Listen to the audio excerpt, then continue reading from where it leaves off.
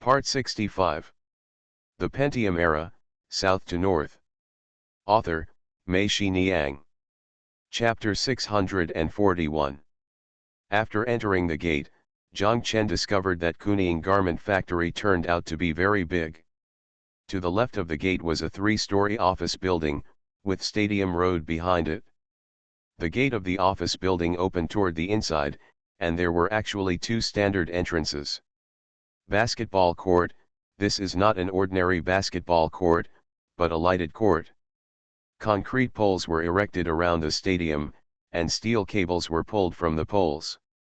The hanging iron lampshades were rusty and swaying in the wind, as if they were in danger of falling down at any time. 3 of the 4 concrete basket racks have no backboards. The only backboard that has 3 of the 4 screws fixed to the cement basket rack have been rusted and broken, and only 1 remains, which is why the paint peeled off. The backboard is hung diagonally on the basket frame.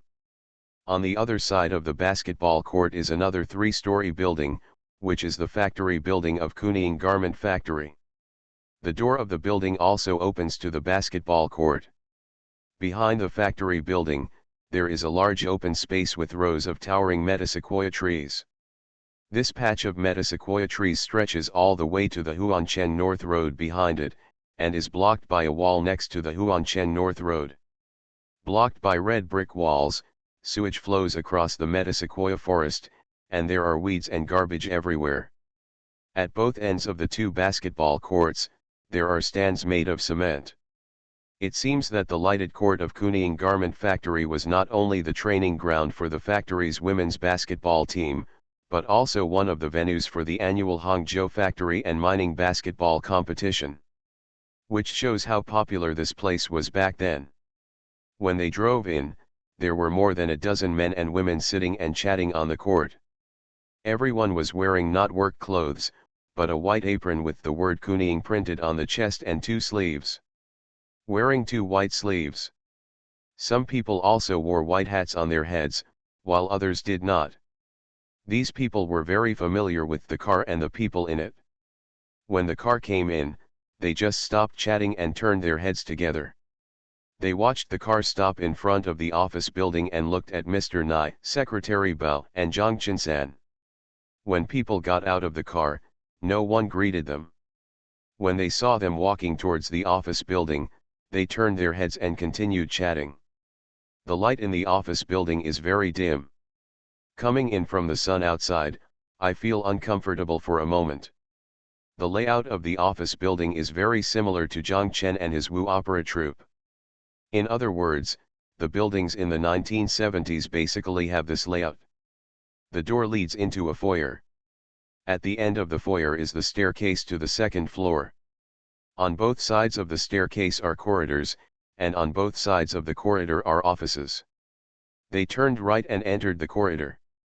In the first office, 4 or 5 people gathered together to play cards. As they passed by, the people inside turned to look at them. They stopped for a few seconds, and then someone shouted, "Don't worry, Burn, show your cards."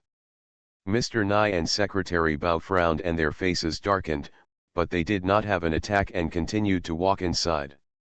Zhang Chen knew that their expressions of shame were not because of anything else, but because he, an outsider, was present today. If he was not there, they might just pretend they didn't see him and just walk over. For a moment, Zhang Chen suddenly felt that all this was so familiar. Mr. Nai and Secretary Bao were just like Ding Begu or any leader of the Yongcheng County Cultural Bureau, and he was the one playing cards. One of the people. When you can't even pay others a salary, you are nothing in the eyes of those who play cards or bask in the sun outside. The authority of a leader and the awe of your subordinates are directly proportional to what you can give to others. The more you can give to others, the more people will fear you or even flatter you. You can give people jobs and money. A seat, a house, you are in great danger in their eyes. When you can't give anything, you can only be a piece of shit. They walked all the way to the innermost office. There was no sign on the door, but it was obviously the factory director's office. As soon as Mr. Nye and Secretary Bao walked in, Secretary Bao cursed, "Director Zhao, you are getting more and more outrageous here now. I've been playing cards during working hours." Factory Director Zhao stood up when he saw them coming in, but he pretended not to hear what Secretary Bao said. His attitude towards them was also lukewarm. It was obvious that he was tired of being the factory director and had already long time. They don't even care about the position of factory director, and they don't care whether you take him away or not. Mr. Nye invited Zhang Chen to sit on a wooden sofa. Director Zhao brought them 3 glasses of water just out of politeness. Zhang Chen saw that there was a circle of yellow dirt on the rim of the white ceramic cup. Different shades. "Old Zhao, this is Mr. Zhang, Boss Zhang of Ben Mushin Company." "Do you know about Ben Mushin?" Mr. Nye asked. Director Zhao nodded and smiled faintly at Zhang Chen. "Is this the newly opened one on Yan'an Road?" "Zhang Chen is right." Zhang Chen wanted to take out his business card, but felt that it was not necessary. Director Zhao had no intention of giving him a business card, or he did not have a business card at all. "We brought Mr. Zhang here today for a visit. Mr. Zhao, please introduce your factory to Mr. Zhang." Mr. Nye and Factory Director Zhao waved their hands. Director Zhao said, "If there is anything to introduce, it's just like this. I haven't seen everything." Both Mr. Nye and Secretary Bao were a little embarrassed. Secretary Bao stood up and said, "Director Zhao, please take Mr. Zhang to the workshop to have a look." Secretary Bao said this, and the other 3 people had to stand up. The 4 of them walked outside. When they passed the first office, the people playing cards inside did not stop for even a second. Director Zhao walked in and Zhang Chen thought he was going to tell them not to fight, but he didn't expect him to close the door. "Also, if you can't see it, that's fine. Why are there so many verbose things?" When they reached the stairs, Director Zhao wanted to turn left. Mr. Nye pointed to the stairs on the right and said, "Old Zhao, take Mr. Zhang to the sample room upstairs first." Director Zhao turned right and took them upstairs to the 2nd floor. There was a double door facing the stairs. There was an exhaust window above the door and the words "Honor Room" were posted on the glass. This is obviously the honor room. Why did Mr. Nye call it the sample room? Zhang Chen thought for a while and realized that in a factory like this, there is really nothing that can be called an honor. Although the words "honor room" are still there, you still need the courage to read them out. Director Zhao took out a bunch of keys from his pocket. The corridor on the 2nd floor was dark. He turned around, using the light at the top of the stairs, took out one of the keys from the bunch, inserted it into the keyhole, turned it, and opened the door. Open the door, and there is deeper darkness. Director Zhao reached out and pressed the switch next to the door. The fluorescent lamp on the top flashed 7 or 8 times before it turned on completely. Zhang Chen walked in and found that it was really a room of honor, at least most of it. The window facing the street was sealed, and a factory emblem was painted on the wall. Below it were 8 big characters, "A gathering of heroes, bravely climbing peak." The wall on the left is covered with banners and certificates. Among those banners, the most dazzling one is the first place in the women's group of Hangzhou City Staff Basketball Competition. From 1972 to 1981, only 1978 was the first place. 2. Among so many certificates, there were 2 that caught Zhang Chen's attention the most. They were Beiwa brand shirts, the most trusted product by consumers. The unit that issued the awards was actually the #1 department store in Shanghai. One of them was 8. In 2000, there was another one in 1982. For a factory that could get such a certificate, life would probably not be difficult at that time. Zhang Chen saw more certificates and banners, issued by Jibei and Erking Corporation in Hangzhou. On the remaining wall, real samples were hung. Several silk shirts were covered with thick dust, but this still made Director Zhao's voice feel proud. He pointed to a shirt on the wall. And Zhang Chen said, We have been producing this shirt for 13 years, and we are still producing it every year. Zhang Chen was shocked.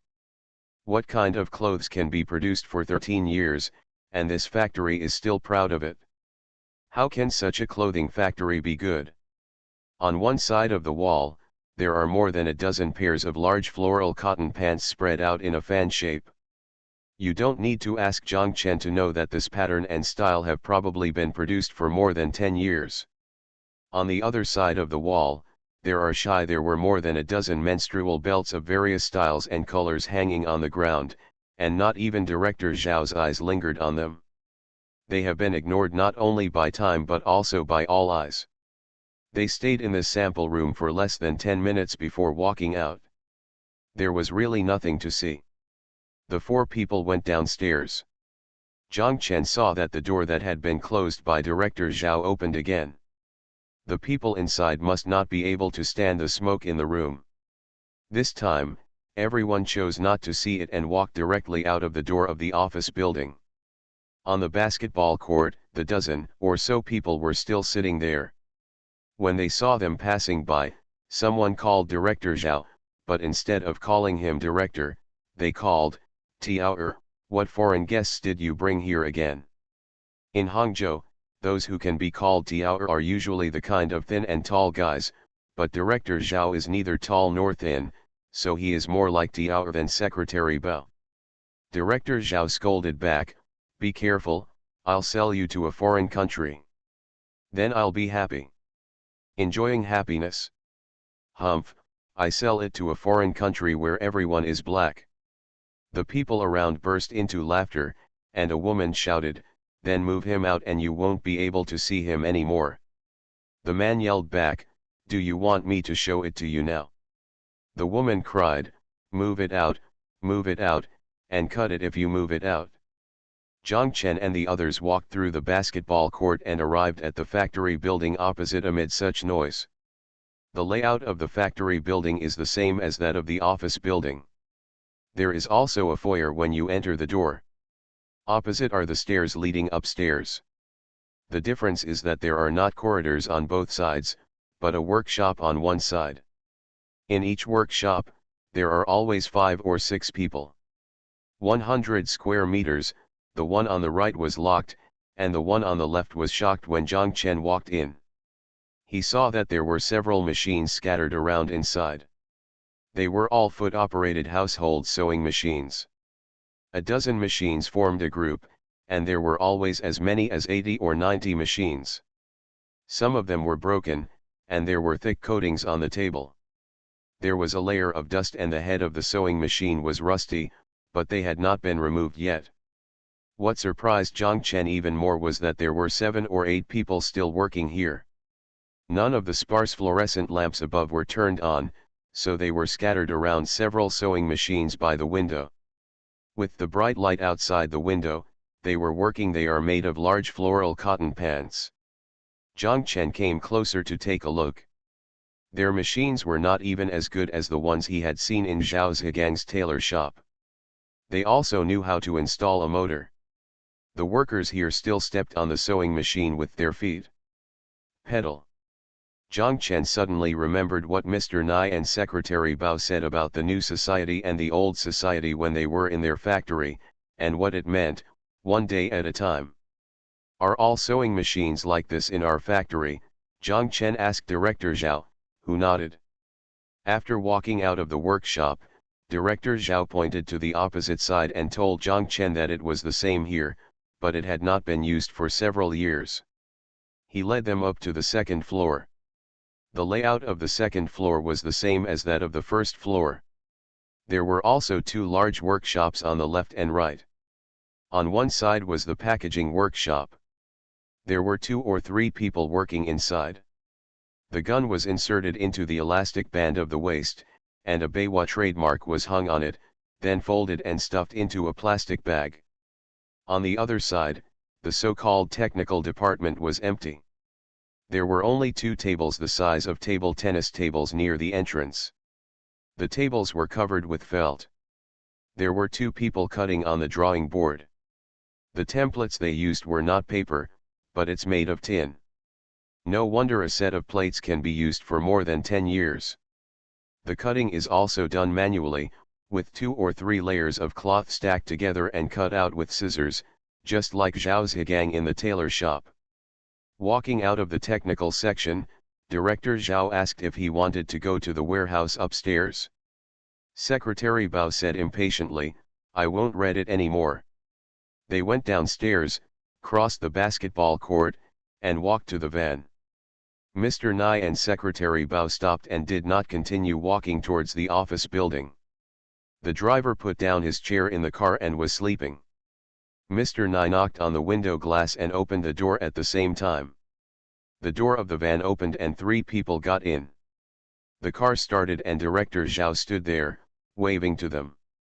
Zhang Chen heard someone in the crowd shout, "Tiao, why don't you get on the bus? If you get on the bus, you can always get your full salary." Director Zhao pretended not to hear. "Thank you to Laughing and Running Y and Sun Tongfei for your monthly tickets. Thanks for all the votes and reading. I wish you all a happy life." The Pentium Era, South to North. Author, Mei Shi Niang.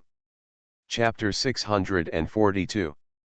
They returned to Working Building and Mr. Nai's office. After sitting down, Mr. Nai smiled at Zhang Chen. The smile was a bit embarrassing. Mr. Nai and Zhang Chen said, "Mr. Zhang, the situation is just like this. This factory is a bit dilapidated and the equipment is a bit old. But don't worry, the workers are all good workers, at least they are all in that factory. I have been working for 3 or 4 years and are all skilled workers. That's right, as long as business and working capital come in, this factory will be able to come back to life immediately," Secretary Bao also said beside him. Zhang Chen thought to himself, let alone himself, even Zhao's Higang would not look down on such a broken factory and ask them to be his processing factory. With such an old machine, he didn't know that they could not only make these big pants. What else can be done? Zhang Chen wanted to leave at that time, but he felt that Mr. Nai and Secretary Bao had been with him for half a day and their attitude was very sincere. It would be too unreasonable for him to leave like this. Besides, Zhang Chen was a person who really didn't know how to reject someone else. The better the attitude towards him, the harder it will be for him to reject him in person. All he can do is delay. At this time, Zhang Chen really hoped that there would be a call so that he could find an excuse to leave, but the big brother in his butt pocket was silent. Normally, no matter what the big deal, these people also like to call him. At this critical moment, when he was waiting for them to call him, why the hell didn't anyone call him? Zhang Chen picked up the cup on the coffee table and drank some water. His mouth was indeed dry. In front of Director Zhao, he didn't dare to pick up the cup with the rim full of yellow dirt. It wasn't because he was particular about it, but because the yellow dirt was so real. There is something fishy about it. After drinking 2 sips of water, Zhang Chen finally made up his mind. Since no one was beating his eldest brother, he had no choice but to find a reason for himself. He stood up and said to Mr. Nai and Secretary Bao, "There is a customer. We made an appointment to meet in the store. I think he must have arrived. Mr. Nai and Secretary Bao, it's time for me to leave. If anything happens, let's call." When Mr. Nai heard this, he became a little anxious.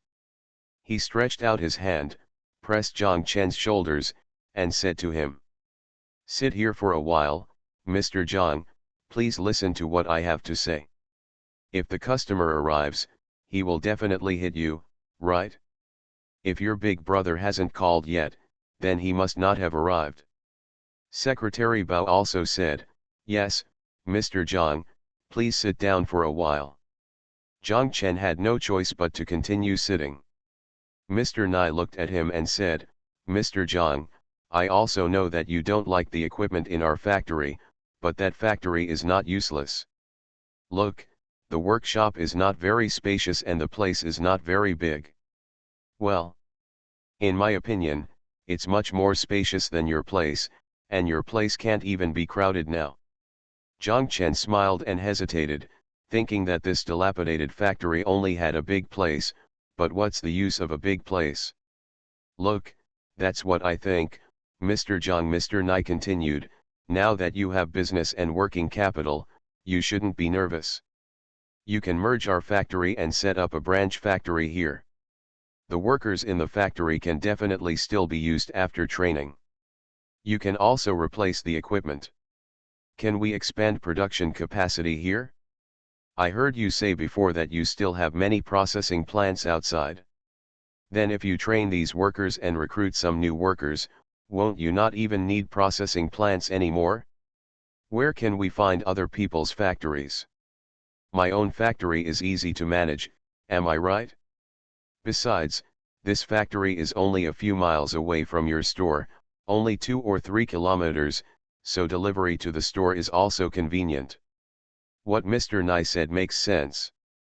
Mr. Zhang, we have asked the city government for instructions on this plan, and the city government also strongly supports it.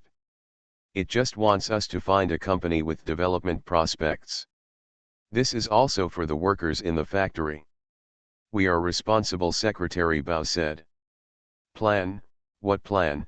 Zhang Chen asked puzzledly. The merger, of course, is your company, merging Kuning Garment Factory. Mr. Nai said, after the merger is completed, these two companies will become one, and the place will be yours, and you can expand production there. Zhang Chen smiled and said, I have never done such a thing, and I don't understand it at all. Mr. Nai, Secretary Bao, I want to know what you call the merger. If I want to do it, what do I need to do? Both of us will sign a merger agreement, and you can just act according to the agreement. This agreement is actually simple. It is a merger, not an acquisition, and you don't have to pay an acquisition fee. By the way, I know, your Yan'an Road place, the store is the sales department of Yiming Food Factory, right? Mr. Nai asked. Zhang Chen nodded. What is the content of this agreement? Zhang Chen asked. Nothing else is important. The most important thing is that you are responsible for the resettlement of the 135 workers in the factory. You cannot say that after these two families merge into one, the place belongs to you and you just leave the workers, they are all fired. Although I think you, Mr. Zhang, are not such a person, this is a serious matter, so it must be implemented in the agreement.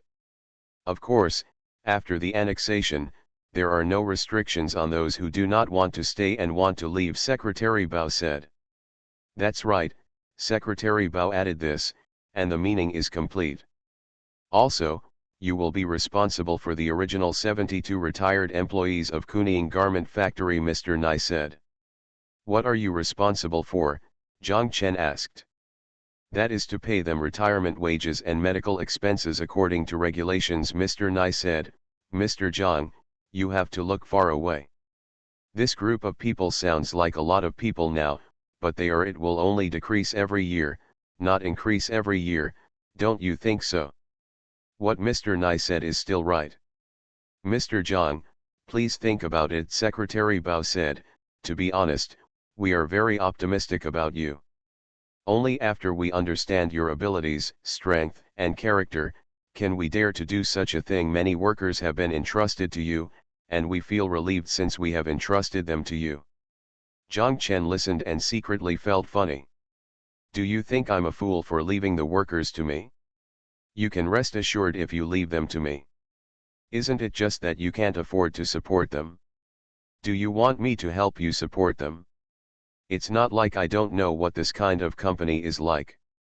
Zhang Chen thought, isn't his parents' factory the same as Kuning Garment Factory? It's been 2 or 3 years since I was confused, and it wasn't until a few months ago that I finally got some clues. Everywhere now, there is such a mess, just waiting for someone to clean it up one by one. If no one cleans up, the responsibility lies with the local government.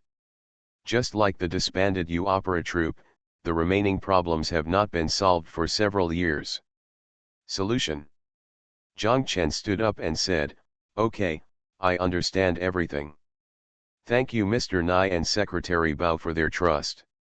I will also go back and consider this matter and discuss it with people in the company. Okay, this is for sure. I hope, Mr. Zhang, you will take this matter to your heart, Mr. Nye said. Zhang Chen said to them, I will. Regardless of whether I do this or not, I will tell you an answer. That's good, Secretary Bao said. Also, we hope it will be done as soon as possible. This time Zhang Chen wanted to say goodbye again, but Mr. Nye did not stop him again. Zhang Chen went downstairs and rode his bicycle to his store. He walked to Xiao Zhao's office on the second floor and found that Chu Tianlin and Xiao An were also here. Xiao Zhao asked him, where are you coming from? Erking building. What do they want from you? Let's annex a garment factory below them. Zhang Chen told the three of them exactly what had happened. Chu Tianlin shouted, don't do it. There are rotten factories like this that no one wants. You must not stick to them. Once they stick, you can't get rid of them. 72 retired workers, that is 72 ancestors. You have to provide for them all until they die. Not counting this, there are more than 130 people waiting in line behind you. I understand, Sister Tianlin, I'm not stupid. You're not stupid.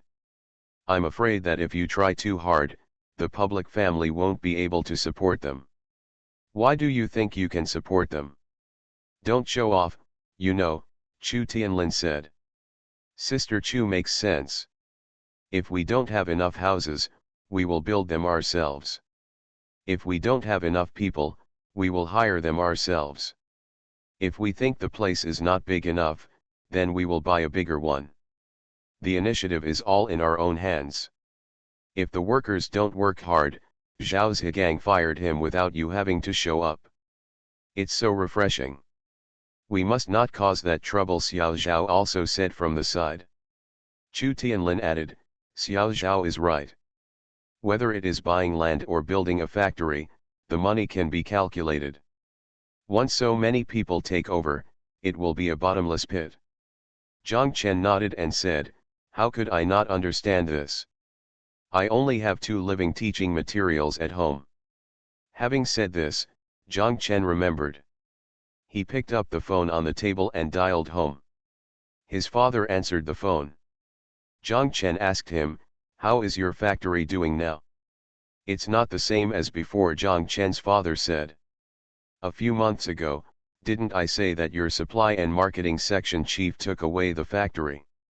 2 months, only 2 months later, they regretted it and refused to work. Now, they even ran out and said they don't want to have anything to do with this factory anymore. What are you doing? We have set up a factory in partnership with others, and the products we make are still the same as those from our original factory. What about the workers in the factory? What should we do? If we follow the past policy, we won't go to the county committee door to make noise every day. Zhang Chen's father said, in my opinion, these people deserve what they deserve. When no one cares about them, they cry and fight. Finally, someone is willing to take over. Each one of them treats themselves as a master and wants to eat them alive. You are so capable, why don't you take over? You know, you don't have any skills other than making fun of me. I got 2 months' salary, and now I have to wait for the northwest wind again. Old man, no matter how many people are going to the door of the county committee, you and your mother don't want to go. Just stay at home, you know, Zhang Chen shouted. No, we haven't been there even once. We've been here several times, but we haven't gone. Now they don't come to call us, Zhang Chen's father said with a smile. Yes, that's right, good job, old comrade. Zhang Chen also smiled. If you can't get the retirement salary, you won't get it. If you don't miss the money, if you don't have enough money, just give us a call. Dad, do you have enough money? Xiao Zhao came over and shouted into the microphone. That's enough, that's enough. What you left behind last time hasn't been touched yet. What will it cost the 2 of us? Whose phone number? Zhang Chen heard his mother ask. It belongs to your son, Zhang Chen's father said. Get out of the way, give me the phone, Zhang Chen's mother called. Zhang Chen's mother snatched the phone away. Before Zhang Chen could even call his mother, Zhang Chen's mother said, Is Xiao Zhao here? Is Bai Bei here? Let Xiao Zhao answer the phone. Zhang Chen shook his head helplessly and handed the phone to Xiao Zhao. Chu Tianlin and Xiaoan looked at Zhang Chen and smiled. Zhang Chen walked out of Xiao Zhao's office, took out his mobile phone from his butt pocket, and then took out Mr. Nai's business card. The phone rang for a long time, but no one answered. Zhang Chen looked at his watch, it was already 5:40. Probably after get off work. Tomorrow morning, remember, you must call Mr. Nai and tell him that we have discussed it in the company and still are not considering the merger. Zhang Chen told himself. Thank you, Tiger, for your monthly pass. Thanks for all the votes and reading. I wish you all good health. You are listening to novels at Bless Up channel. Wish you happiness and luck. Please subscribe to receive new novels. How do you feel about this novel? Please like and leave a comment. The Pentium Era, South to North. Author, Mei Xiniang. Chapter 643. From late May until now, the atmosphere in the entire Heiken has been a little weird. Land and houses are still rising every day, but there are not many actual transactions. Those red line pictures, although the prices soar by hundreds of thousands with every meal, are no longer like before. As soon as you enter the box, the transaction is completed. The person who bought the red line chart walks out of this box and gets into the box next to it, and another transaction is completed. Chen Qiang and Li Yong were preparing to sell their 3 pieces of land, but after talking for more than a week, all the people coming were brokers, but there was no real buyer. Where have all the buyers gone? Li Yong asked Lu Ligan and Meng Ping. Lu Ligan and Meng Ping also felt that the situation was a bit strange and felt a little panicked. However, the sun was still rising every day, the land was still rising every day, and everything seemed calm again. Lu Ligan and Meng Ping asked Mr. Han. Mr. Han also felt strange. He asked Lu Ligan, do you have any inside information? Lu Ligan shook his head. Is it stagflation? Mr. Han said to himself. What is stagflation? Meng Ping asked. Oh, Mr. Han came back to his senses, the current situation of price but no market is a sign of stagflation. It means that when the price rises to a certain level, it can no longer rise, and it stops here. What will be the result? Lu Ligan asked. It's hard to say, Mr. Han said. If it is a normal market supply and demand adjustment, it will be easy to handle. After a while, the price will drop a little and transactions will pick up again. I'm afraid if not, then something big will happen. You all be careful. Mr. Han, how could such a situation happen? Meng Ping continued to ask. Heiken is like a gold-absorbing black hole. It absorbs all the funds it can absorb, and a temporary vacuum of funds will appear around it. After all, every wave of rise is driven by funds. Mr. Han said calmly, there is another one, which is scary. Lu Ligan asked anxiously, what is it? There are well-informed people who knew something in advance and are evacuating money. If this is the case, something big will undoubtedly happen, Mr. Han said. Meng Ping was also a little anxious and quickly said, Mr. Han, can you give me more details? Mr. Han looked at them and said to them, the entire Hainan is now an irrational market. Such a market cannot withstand any disturbance. If someone really knows something and is evacuating funds, haha, in the world there is no airtight wall, more and more people will definitely know about it, and by that time.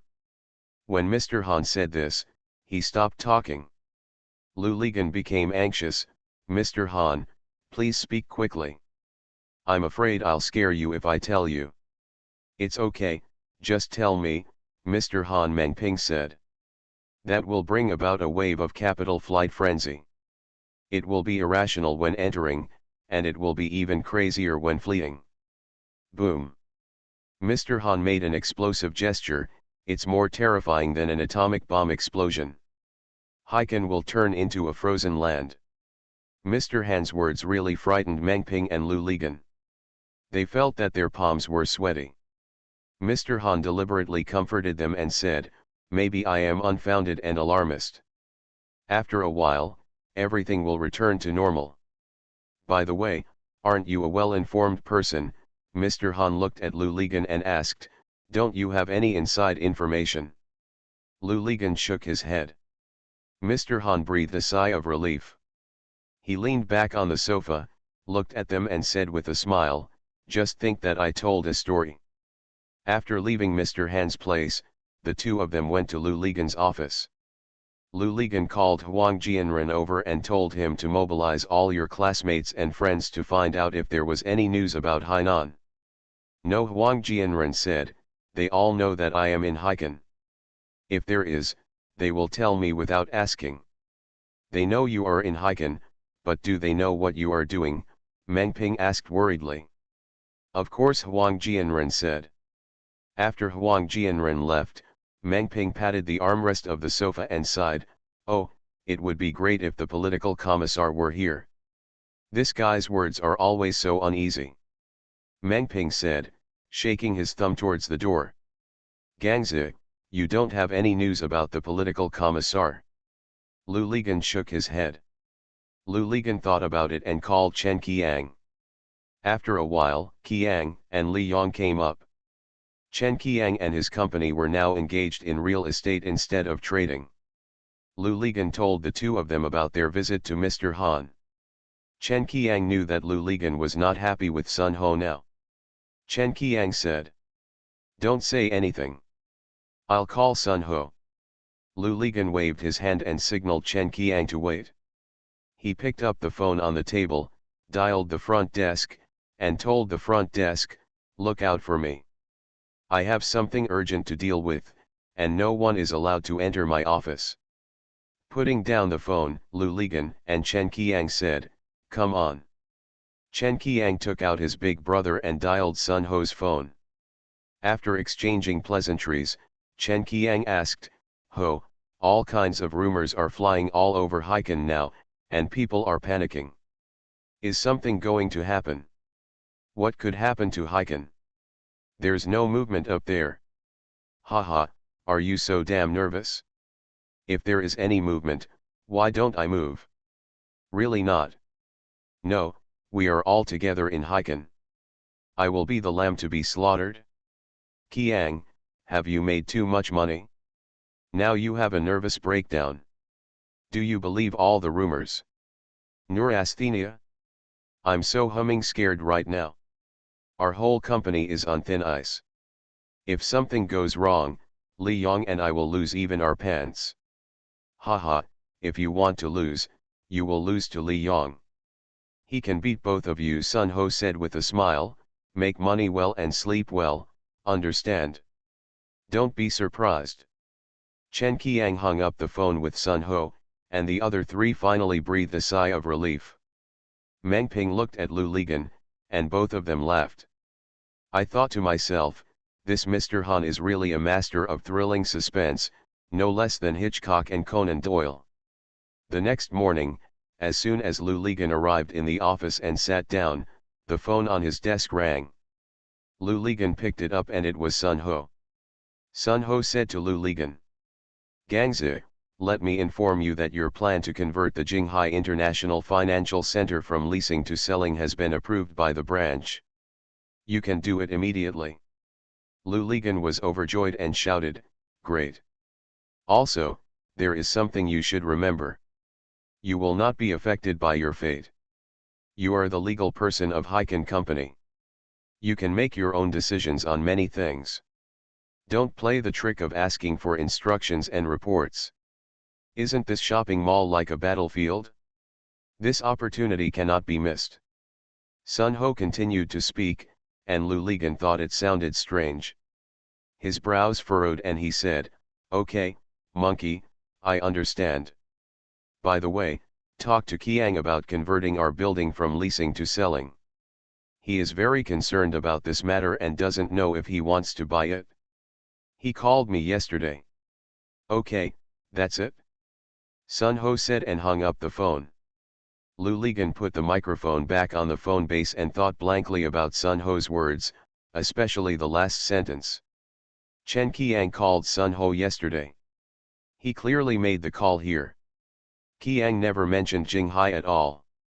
Why is Qiang so concerned about the International Financial Center's conversion from lease to sale? Lu Ligan thought about it, and was shocked. He understood everything. Sun Ho's call might have been made in the office of some bank president. There were many things that he couldn't say at all. Lu Ligan immediately called Meng Ping and told him, no matter what you are doing now, throw it away and come here immediately. After Lu Ligan finished speaking, he hung up the phone, then called Li Yong and said, you and Qiang, come up immediately. When Meng Ping ran into Lu Ligan's office out of breath, he saw Chen Qiang and Li Yong also there, with solemn expressions on their faces. When Lu Ligan saw Meng Ping, he said, old Meng, something happened. Meng Ping's face suddenly turned pale, and he quickly asked, what happened? Lu Ligan told him Sun Ho's phone number. Meng Ping also felt his hands and feet were cold. His judgment was the same as the three of them. Yes, this is the signal to retreat. Whether you can escape victoriously depends on your race against time. Speed. This day is June 15, 1993. Meng Ping looked at the three people sitting blankly and shouted, why are you still standing there, move. The three of them woke up like a dream. Chen Qiang and Li Yong immediately went downstairs. Meng Ping was about to leave, and Lu Ligan asked him, where are you going? Let's go find the buyer. Qian Fang and Su Jiaking are downstairs.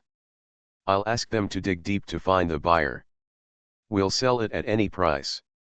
Okay, if someone wants the land on Xinbu Island, give it to him as much as he wants, Lu Ligan said. Okay, I understand. Meng Ping walked out immediately. Lu Ligan picked up the phone on the table and first called Director Huang from the advertising department of Haikan Evening News and told him, boss, starting from tomorrow, the full-page advertisement for 3 consecutive days must start from tomorrow. I'll have someone deliver the content of the advertisement to you later. Lu Ligan heard that the other party was a little embarrassed on the phone.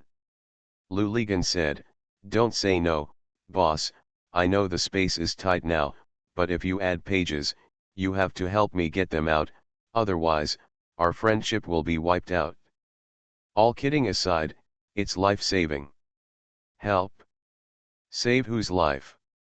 To save myself, my Jinghai International Financial Center is going to be sold. Haha, that's a good thing. Okay, I'll help you arrange it, Director Huang said with a smile. You, Lu Ligan, are the living king of hell. You are a little devil and a little devil. How dare you stand in the way? The most important thing, Haikan Evening News, was implemented.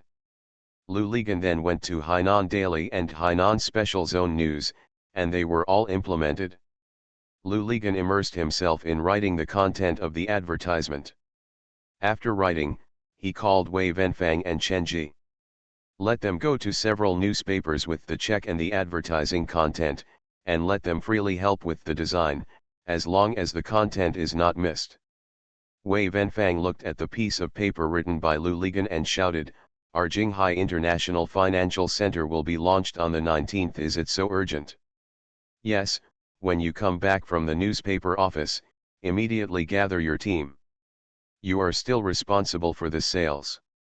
Wei Venfang agreed. The 19th happens to be a Saturday.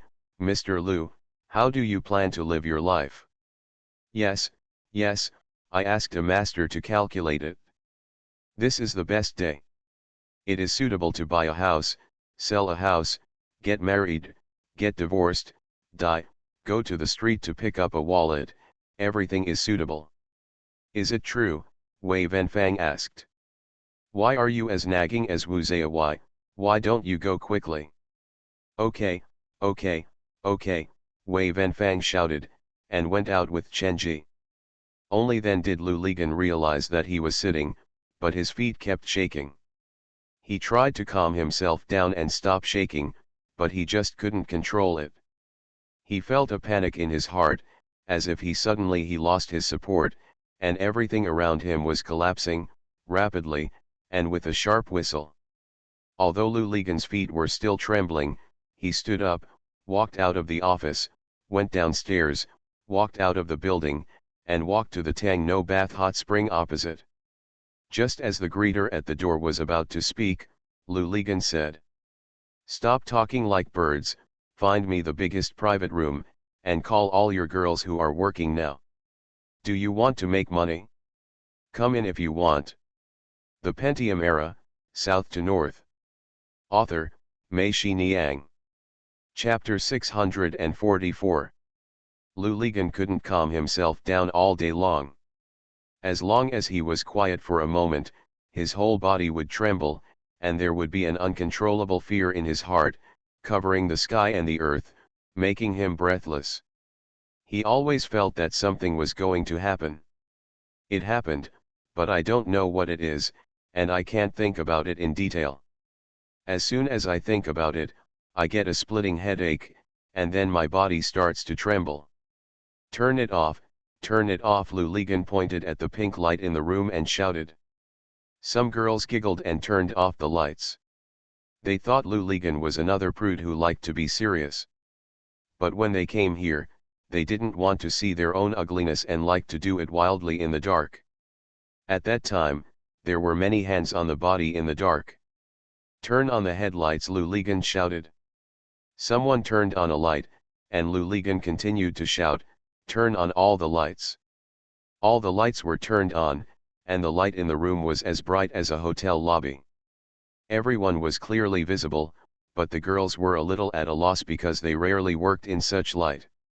Lu Ligan spread his hands and shouted, "Come on, why are you all standing here and looking at me? Do you want to see me perform a one-man show?" The girls hesitated for a while, then slowly approached, thinking that they met another pervert today. What kind of pervert have I not seen here? Fortunately, this one today seemed friendly and not that manic. A perversion. And there are so many of them, so what are you afraid of? The girls slowly let go. They looked at Lu Ligan and each other, laughing. Lu Ligan told them, keep the light on and don't turn it off. Even if I fall asleep, don't turn it off. Do you understand? The girls nodded. He couldn't stand that kind of dim environment. There were thoughts in the darkness. Only in the bright light, seeing these beauties surrounding him, dazzled, did he feel that his brain was numb and he didn't need to think about anything. What he needs now is not to think about anything. He didn't call Meng Ping, Chen Qiang, or Li Yong, and they didn't call him. Now everyone is busy, fighting, and panicking about the way to escape. Who on the way to escape still has time to stop and think of fighting? A phone number? He is the only one with nothing to do, and even thinking is superfluous. He can't do anything except wait, just wait and let time pass by minute by second. If he could, Lu Ligan would even think about it every time. Every second I twist it into a ball and throw it away, and the day passes. He is now betting all his money on the opening of the market in 4 days, that is, on the 19th. As long as the glory-like Hongyu building happens again, just once, Lu Ligan feels that he will not be afraid of any wind and rain, but now, there's nothing he can do. Except wait. Wei Venfang called him and said that she wanted to report on the personnel composition of the sales department of Jinghai International Financial Center. Lu Ligan told her that everything is up to you. You can ask for whoever you want. You are the largest in the company now, and the department manager can also do it. I will be transferred to your place as a salesperson, do you understand? Wei Venfang said, I understand. Do you still want to call me? Yes, Mr. Lu, I will report the progress here to you at any time. If you call me again, I will remove you from your position and put you to the end, and I will ask you to do hygiene. Mr. Lu, this. Lu Ligan hung up the phone. Wei Venfang called Wu Zayawai over and told him about the phone call with Lu Ligan. Wu Zayawai said, just ignore him and do your own thing. It doesn't matter if you make a mistake. If he can't stand it, just wait until he gives up. You call. Really? Wei Venfang's eyes were filled with suspicion. Really, one thing is certain about Mr. Lu. He never denies what he says or shirks the blame. If he tells you to take responsibility, you will take responsibility. If he tells you not to call him, you will. If he doesn't fight, the devil knows what he is doing now. Wei Venfang nodded and said, I understand. Huang Jianren called Lu Ligan and asked him where he was. I'm very busy, and there are all beauties around me. I have to deal with them one by one. Do you want to come? If you come, I'll share it with you too, Lu Ligan said. Bragging again. Lu Ligan raised his big brother and said to the beauties in the room, you all call me, Brother Huang. The girls giggled and shouted together, hello, Brother Huang. Do you believe it? I believe it. Looking for me. There are several documents that need your signature. Will the sky fall if I don't sign? It seems not. Then don't bother me. Wait until I get back. Remember, if I don't look for you, don't look for me. Okay, you can do whatever you want and enjoy yourself. Lu Ligan didn't even want to leave the private room door. When he was hungry, he asked someone to bring food in. When he was sleepy, he tilted his head and fell asleep, not knowing who was in his arms. He also warned those girls, don't go out when I am asleep, stay here well, you can talk, sing, watch TV, order food, drink, you can do anything, but you are not allowed to go out, and you are not allowed in the room. There's no sound at all, understand? Got it, the girls shouted in unison. Lu Ligan himself didn't know how long he stayed in the private room, but the sun would still set on time and the moon would still rise on time. At around 12 o'clock in the evening, the owner of the Tang No Bath hot spring was finally invited. The boss said to Lu Ligan, boss, look, the guests in other rooms are waiting. Can I send out a few of the girls here? Why? Don't you have a first come, first served policy here? Or do you stipulate that each customer can only order one girl? There is no such rule. Then why do you come to me to ask for someone? No, that's it, boss, there are so many beauties here, and they told me that you didn't do anything with them. What do you have to do when you come here? There is no such rule, the boss said anxiously, it's just that, since you haven't done anything, are they here counting the clock or not? Lu Ligan laughed, yes, it seems that your boss is very honest in his management. I called them and they naturally started to clock. I didn't let them leave, so naturally they kept adding to the clock. Do you understand? Understood. You understand, why don't you leave? Lu Ligan said, by the way, your coming in does not count as clocking in. The girls laughed, and the boss glanced at them, and they immediately shut up. Lu Ligan understood and shouted, are you afraid that I will eventually skip the bill? The boss stood there, smiling and saying nothing. Lu Lizan took off the key tag from his wrist, gave it to a girl, and said to her, go to the locker in the locker room, which is in the butt pocket of my pants, and get my wallet. The girl took the key tag and looked at the boss. The boss shook his head in the direction of the door. The girl ran out quickly. After a while, she came back with Lu Ligan's wallet. Lu Ligan took out a wallet from his wallet. Get a bank card and ask your boss, is it enough to pay 300,000 yuan between now and noon on the 18th? The boss said, that must be enough, we won't use so much. If you have more, share it with them. The boss said, yes, sir, please follow me to the front desk to swipe your card. I'm not going. Lu Ligan shook his head, I just don't want to go out here. But, only the front desk can swipe credit cards, the boss said. Do you have a pen? Lou Ligon asked. The boss gave him a pen. Lou Ligon looked around and saw no paper. He said to the boss, lend me one of your hands. The boss extended a hand. Lou Ligon wrote a string of numbers on his palm, then patted the card into his hand and told him, I gave you the password and the card, can you swipe it now? The boss nodded and said it was okay, and quickly left. After a while, the boss came back with the order and card. He returned the card to Lou Ligon, asked Lou Ligon to sign, and said to him, thank you, thank you. Now, Boss Lou, you can enjoy yourself and I won't disturb you anymore. Lou Ligon put the card back into his wallet, turned around and found the girl who was holding the wallet for him. He waved and the girl came over. Lou Ligon took out a wad of money in his wallet and gave 1/3 of it to this girl.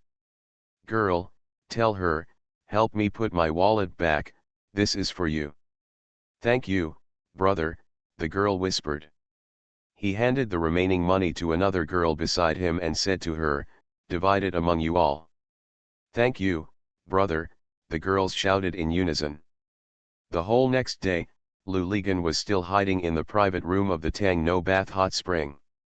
On this day, neither Wei Venfang nor Huang Jianren called him.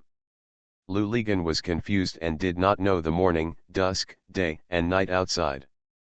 In his heart, he was hoping that Meng Ping or Li Yong would call him. He needed good news to save him. Otherwise, he felt that he had lost the courage to walk out from here. At about 8 o'clock in the evening, Lou Ligon's big brother rang. He thought it was Meng Ping and hurriedly answered the call. Unexpectedly, it was Wen Wen. Wen Wen shouted. Where are you? Lou Ligon cursed angrily, you don't care where I am, I'm picking up girls. The girls around them giggled. Oh, there really is a girl, Wen Wen sneered. Of course, the girls in Tang know you are all fair-skinned and beautiful.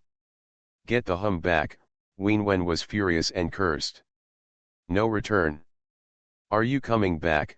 Qian called from the side. The girls, when they heard his call, knew it was from home and quickly shut up. Lou Ligon couldn't help laughing when he saw how cautious they were. Are you humming, still laughing? Why are you laughing? Wen Wen asked. I'm not laughing at anything. I'm laughing at you and scaring my girl. Lou Ligon laughed and shut up his eldest brother. Come on, the alarm is over. Lou Lepole waved to the girls. The door of the private room was kicked open with a bang. There was a scream in the private room. Wen Wen and Qian walked in from the outside. Lou Ligon smiled and said, why are you here? Come on, let's all come together. It's more lively when there are more people. The girls stood there, looking at Wen Wen and Qian, and then at Lou Ligon, but none of them moved. Wen Wen glared at them and cursed, why don't you get out quickly? They are all crooked. Qian shouted, even if you don't look in the mirror, which one of you is as good looking as the two of us?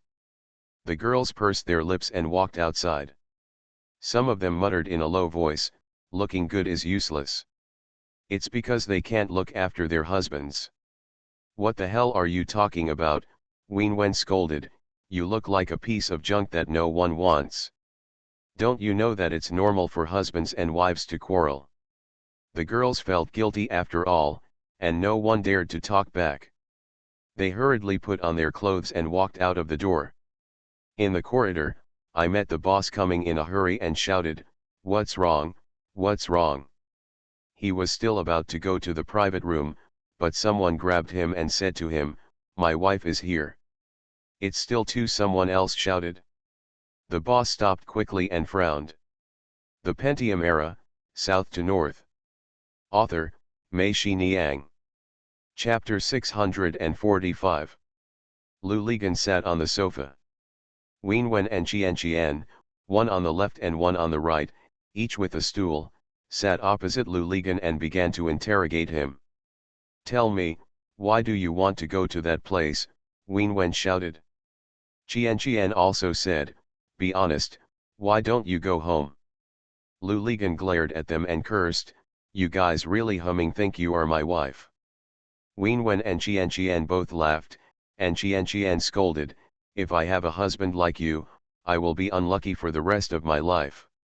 Wenwen asked with a smile, "Did we successfully help you escape the bill? No one dared to stop us when we came out." "Yes, I want to thank you," Lu Ligan shouted angrily. He didn't dare to tell them that he had already paid 300,000 yuan, otherwise these two diehards would be clamoring to go back again, which would be extremely annoying. "Then should you treat us to a midnight snack? We still have something to talk to you about," Wenwen said. Lu Lizan felt that after Wenwen and Qian made such a fuss, his hands and feet stopped shaking, and he felt less panicked, but he was really hungry. Lu Ligan took out his wallet from his hip pocket, slapped it on the coffee table, and cursed, "Look at my wallet." Wenwen picked it up and looked at it, but there was not a penny in it. Wenwen shouted, "I'll go, you guy, were you ready to default on your debt when you got there?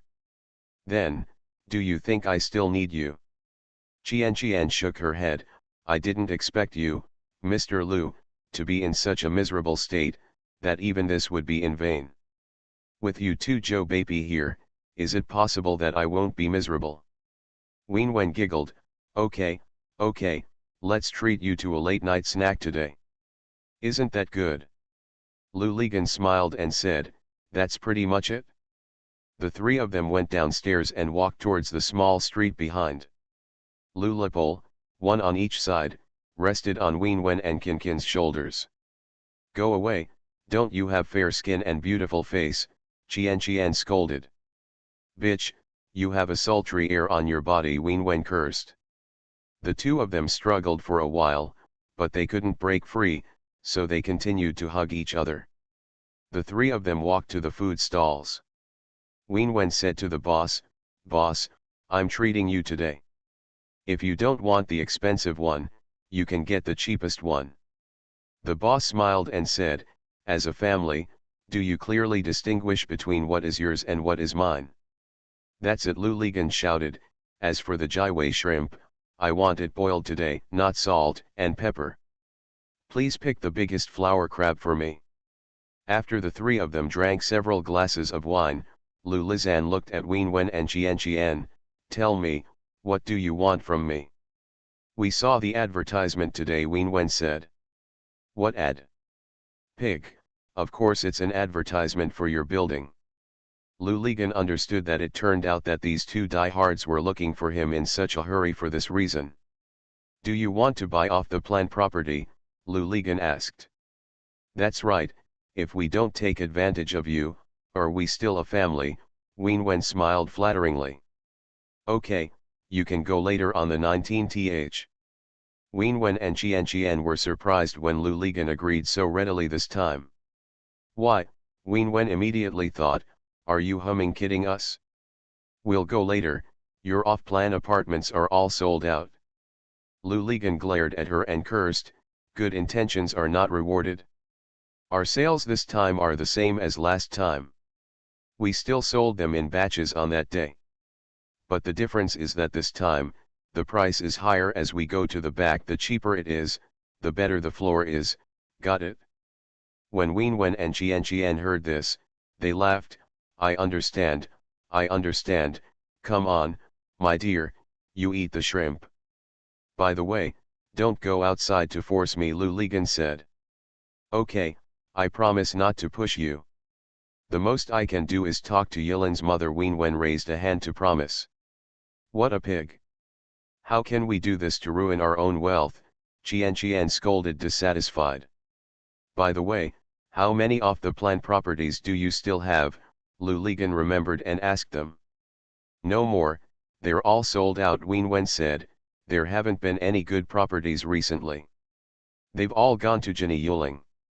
"Yes, everyone knows how to invest rationally." "Of course," Qian said proudly, "we have consultants." "Consultant, who?" Lu Ligan asked curiously. Wenwen smiled and said, "Yilin Ma, We won't go to places that are too far for her to ride a tricycle. Lu Ligan laughed. Why are you laughing? It's so hot in Hiken and it's such a long way to go. How can someone who has bought a house ride a bicycle to work? What a joke, can't people drive?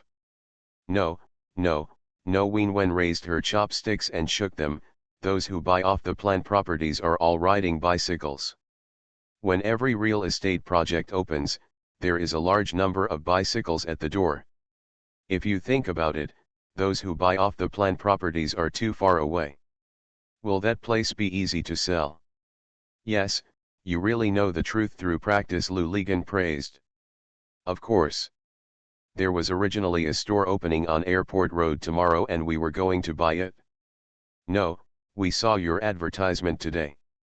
By the way, when was the last time you sold your off-plan property? Lu Ligan asked. 10 days ago, Wen said. Are there many people buying off-the-plan properties now? There are many, but fewer people can afford them. Why? Off-the-plan properties are expensive. In the past, you could buy 10 of them casually, but now you can only buy 2 or 3 for the same money. There are less to buy, so of course you have to be picky. Lu Ligan nodded, that makes sense. However, your building must be robbed. Why? Everyone is staring at it. Since you boasted about the tallest building in Hainan, everyone has been staring at it. It's a pity that you haven't sold it. What the hell are you bragging about our tallest building in Hainan? TCH, if you haven't built it to the top, you're just bragging. Who knows how many floors you will build in the end? That's right, Jian agreed. By the way, if you said it would be later, what time should we go? I will tell you what happens on the 19th. On the night of the 18th. On the night of the 18th, you're not going to find someone with fair skin and good looks again, are you? Jian scolded. No, no, Lu Ligan said. You are really, Wen pretended to cry and scolded, we have 2 such beautiful flowers in the family, and we are still not satisfied. Lu Ligan laughed. He felt that after talking to them, his mood improved and his self-confidence came back bit by bit. After all, they are on the front line of real estate in Hiken, and they understand this market best, even better than Mr. Han. Lu Ligan arrived at the office and saw that in just one day, Wei Venfang's sales department had been organized, and she was training them. Lu Ligan stood at the door of the conference room and listened for a while, then nodded secretly. He walked to Huang Jianren's office. When Huang Jianren saw Lu Ligan coming in, he laughed and cursed, I thought you would kill everyone, but I didn't expect you to come back alive and kicking. What, you want to inherit my inheritance? I haven't left a will yet, posthumously recognizing you as my son, Lu Ligan cursed. You, Huang Jianren laughed. Lu Ligan walked over and Huang Jianren took out a stack of documents from the drawer. Lu Ligan signed them quickly and asked Huang Jianren if there was any news about Hainan on them. Huang Jianren shook his head. Are you a pig or are your classmates and friends pigs? Lu Ligan asked. What's the meaning? Lu Ligan ignored him, signed all the documents, turned around and walked to the door before saying, I really doubt that even you, the young master, are fake. You can understand it yourself. Lu Ligan walked out of Huang Jianren's office and wanted to hang out with Li Yong and Chen Qiang downstairs. He walked to the door of the company and thought about whether he should go back to his office. He didn't know who was in Li Yong and Qiang's offices now. If you go by yourself, will you disturb them? Lu Ligan sat down at the executive desk, and couldn't help but call Li Yong's office. After the phone rang for a while, someone picked up the phone, but it was not Li Yong. Lu Ligan didn't recognize who it was, but the other person picked up the phone. Hearing Lu Ligan's voice, he asked. Is it Mr. Lu? Mr. Li is not here and has returned to Guizhou. Is Mr. Chen here? Not here either. The 2 of them left together. The 2 people left together. It must have something to do with the land. At the critical moment, or did they go back to find reinforcements? Lu Ligan hung up the phone and then called Meng Ping. The call went through, but was cut off immediately. When Lu Ligan dialed again, he heard a loud noise from the big brother outside the office door. Lu Ligan turned around and saw that Meng Ping was leaving. When he came in, this guy had red and swollen eyes and an unkempt beard. It looked like he had stayed up all night, but he had a smile on his face. Lu Ligan's heart immediately calmed down. Meng Ping walked in and sat down on the sofa. He fell to the side and shouted loudly that he was so exhausted that he could hardly step on the accelerator. "How is it?" Lu Ligan asked. "After working for most of the day and all night yesterday, I finally got a letter of intent, and half of the land was secured." "Oh, that's good. Who did you sell it to?" "They bought the Shengli oil field to build dormitories. Those retired oil workers simply arranged for them to retire in such a warm place." "Is the price okay?" "It's okay. It's lower than expected, but it's still acceptable." Qian Fang and Su Jiaking also have some clues. They talked about a few coal diggers in Shaanxi, including a large piece of your island. After looking around, I found that, in fact, now everyone's enthusiasm has not diminished. Maybe Mr. Han was right, there is a temporary funding vacuum. Also, banks in mainland China are currently undergoing some sort of cleanup and rectification, and all large amount capital inflows and outflows are relatively slow. Sun Ho and the others should know this, right? I asked Lin Yiyan, and Lin Yiyan said that it seems that this is the case. The funds coming to the island are slow now. They have several customers, and the same is true. The few Qian Fang and others talked about are not unwilling. It's all the money that should come this week, but it won't arrive until next week." Lu Ligan couldn't help but breathe a sigh of relief after hearing this. Meng Ping sat up a little straighter, looked at him and said with a smile, "Gangzi, tell me, is this a false alarm? Maybe, or maybe we are really too nervous." You are listening to Novels at Bless Up channel. Wish you happiness and luck. Please subscribe to receive new novels. How do you feel about this novel? Please like and leave a comment. The Pentium Era, South to North. Author, Mei Xiniang. Chapter 646. On June 19, Lu Ligan got up very early. He saw Wen Wen and Qian also getting up, and asked curiously, "What are you doing up?" "I'm so excited that I can't sleep," Wen Wen shouted. "Didn't I tell you not to go there until 10 o'clock? You know, we promise not to be a minute early." The sound of a car horn came from downstairs. Lu Ligan went downstairs and saw that Wu Zaiyi was the only one in the car. Lu Ligan asked, "Where is Wei Venfang?" "I've already gone to the company." They drove downstairs to the company. It was only a little after 8 o'clock. There were already more than a dozen people waiting downstairs. They were here to buy off the plant properties. They didn't start selling until 8:30. Lu Ligan couldn't help but feel happy, feeling that he was back. The grand occasion when they sold Hongyu building seemed to be coming back soon. Lu Ligan and Wu Zaiyi went upstairs and saw that Meng Ping, Qian Fang, and Su Jiaking had arrived. They were still here to help today. Ya Yulan was in the finance department. Just like last time, she, Chen Ji and the others were nervously working. A receipt with a blank header. Cao Kuoking and a dozen people have also arrived and are preparing to maintain order. As soon as Lu Ligan walked in, Meng Ping, Qian Fang, and Su Jiaking came over. Meng Ping shouted, "Pol, do you see it? There are already more than 100 people downstairs." "Yes, we were all so happy when we arrived," Qian Fang shouted. Lu Ligan was stunned for a moment, thinking that there were people downstairs, but he didn't see more than 100 people. He looked outside the company door behind him. There were already people coming upstairs in twos and threes. Standing outside the door and looking into the company, Lu Ligan was relieved. It seemed that when he arrived, the people downstairs were going upstairs. Move up. Let's go, Lao Man, leave this place to them, we should go drink tea and brag, Lu Ligan and Meng Ping said. The two people walked into Lu Ligan's office and sat down on the sofa. At 8:25, more than a dozen people gathered at the door of the company. Wei Venfang led the people to take out the signs one by one and put them up at the door one by one.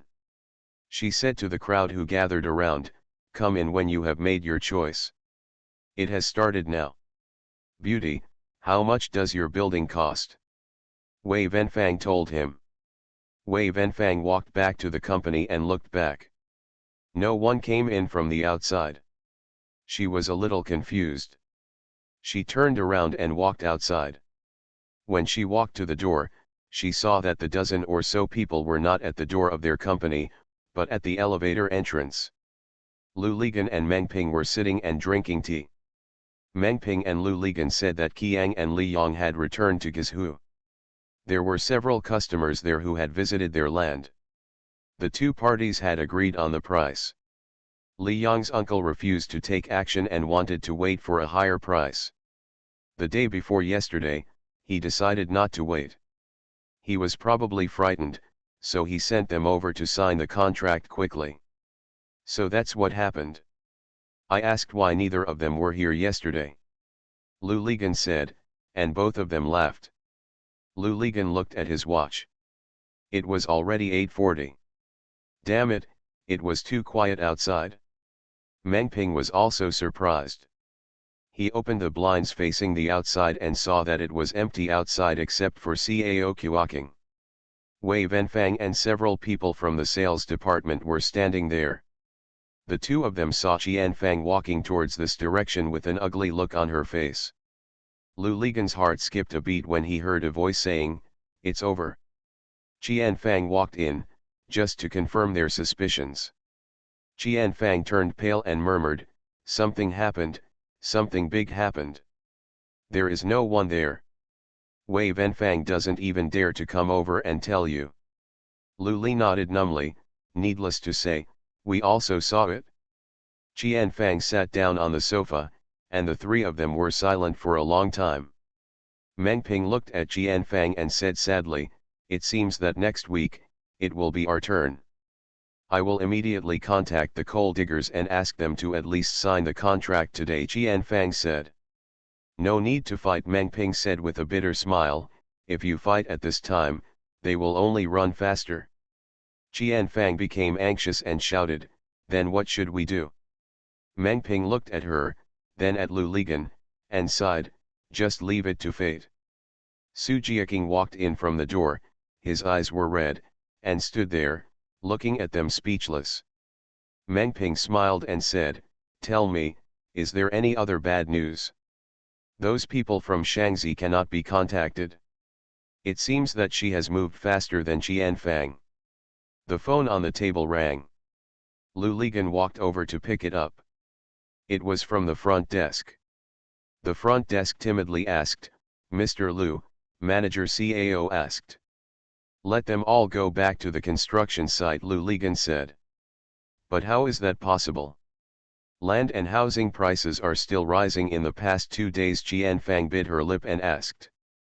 "Then someone has to buy it," Meng Ping said with a smile. The last craziness. Everyone knew that death was coming soon, so they just wanted to get a handful and go ashore. Unexpectedly, they were photographed dead on the beach. "Haha, it's so humming funny." Lu Ligan also laughed. He pointed outside and continued to smile, "See, we also made a perfect plan. Today we want to take advantage of the first wave of popularity to sell the worst room type. I sold the floors at the highest price first, and I was still thinking, as long as I sell the Jinghai Center, I will let you shake the world, and I will remain unmoved. Isn't it awesome?" "It's amazing," Meng Ping laughed, but Qianfang and Su Jiaking started crying. Su Jiaking shouted, "Lao Man, what should we do now?" Meng Ping clapped his hands and continued to smile, "Simple, 2 words, wait to die." "No, no, Lao Man," Qianfang kept shaking his head, We still have Shengli oil field. If we do this, we will be back to where we were before. Meng Ping stopped laughing, looked at Qianfang and asked. Qianfang, why are you so naive? Do you think this drama can continue? Now I understand why people are only willing to sign a letter of intent no matter what they say. They are just waiting for the wind to change. If you think about it, Mr. Han is right. The market itself is alive, and its sense of smell is more sensitive than any of us. We are just being smart. Wu Zaiyi ran in from the door, and Lu Ligan cursed, "What are you doing in such a hurry?" Wu Zaiyi pointed outside and said to Lu Ligan, "Well, who are they here?" Lu Ligan looked outside and saw Wenwen, Qian, and Yilan's mother at the door. The three people stood there, a little at a loss. Everyone in the company turned their heads to them and looked at them quietly. With Lu Ligan and Wu Zaiyi said, "Let them go back." Several people in Lu Ligan's office all knew Wenwen and Qian. They had gone to Meng Ping's company to deliver licenses. Everyone was silent and watched Wu Zaiyi walk over and say something to the three of them, but those three people he didn't leave, but still stood there stubbornly, looking towards Lu Ligan's office. Meng Ping said, "See, Pol, if you want to open, you can still open. They will definitely buy your off-the-plan property." Lu Ligan stood up and walked out. The whole hall outside was as quiet as death. Those people sitting there looked at Lu Ligan when they saw him coming out. When they saw him walking towards the door, they looked at him and the man. The three women and Wu Zaiyi are getting closer and closer. When Lu Ligan approached, he saw that Yilan's mother was wearing a new dress today, as if she was preparing to attend a grand ceremony. She was holding a bulging cloth bag tightly with both hands. Lu Ligan knew that there was something in that cloth bag. It must all be money, money prepared to buy off-the-plan property. Wenwen and Qian obviously knew that so many people were staring at them. Even though they had experienced many battles, they were still a little nervous. Their faces were slightly red, and their foreheads were covered with a layer of fine beads of sweat. The bag on my back was bulging and heavy, and there must be more money inside than my mother in Yilan. I was prepared to use the money to buy off-the-plan property. Why did he let us go back? Seeing Lu Ligan approaching, Wenwen pointed at Wu Kai and asked Lu Ligan. "I asked you to go back," Lu Ligan said. "Why, we don't go back," Wenwen insisted. "That's right, we want to buy off-the-plan property," Qian said. "Go back. There are no off-the-plan properties here and they won't be sold." Lu Ligan suddenly yelled, startling the three of them and everyone in the hall. Even Chenji, Ye Yulan and Wei Venfang walked out of the office, stood at the door, and looked this way. Looking at it, all of them had never seen Lu Lizu lose such a temper. Lu Ligan shook his head. He softened his tone and said to Wu Zaiyi, "Send them home." Wu Kai told them, "Let's go." Yilan's mother took Wenwen and Kinkin's hands. The two glared at Lu Ligan and turned away with grievances. If there weren't so many people around watching them, they wouldn't have left. Lu Ligan watched them walk out of the company door. After thinking about it, he quickened his pace and followed them out. He caught up with them when they were about to reach the elevator entrance and called out, "Wait a minute." The three of them stopped, and Lu Ligan told them to take the money and go home, "Don't go anywhere, and don't buy another off-the-plan property." "You two, aren't we waiting for you to build a house at home?" Lu Ligan and Wenwen Qian said, "Then take the money and go home to build a house. You, take this money and raise Yilan well, do you understand?" Lu Ligan looked at Yilan's mother again and said. The three people looked at him, and Lu Ligan continued, "Don't buy any off-plan properties, you hear me, otherwise, you will all die in Hiken." They saw that Lu Ligan's eyes were red and he was about to cry. It was impossible for them not to agree to him. In the next few days, the entire Hiken fell into an even weirder atmosphere. In this city that has been crazy about real estate for a year, even tricycle drivers, vegetable market sellers, and dad's tea stalls are all buying and selling off-the-plan properties. The city suddenly came to a standstill. The whole city seemed to be insulated from real estate in an instant. No one was talking about off-the-plan properties, land, and houses anymore. Even if you talked about it, no one would listen. Those who hold off-the-plan properties and land have gloomy faces. Lu Ligan and Meng Ping felt that this was not the darkness before dawn, nor the silence before the decisive battle, but the entire city and the entire island were in the eye of the storm, quietly waiting for something. Many people in the city people don't know yet.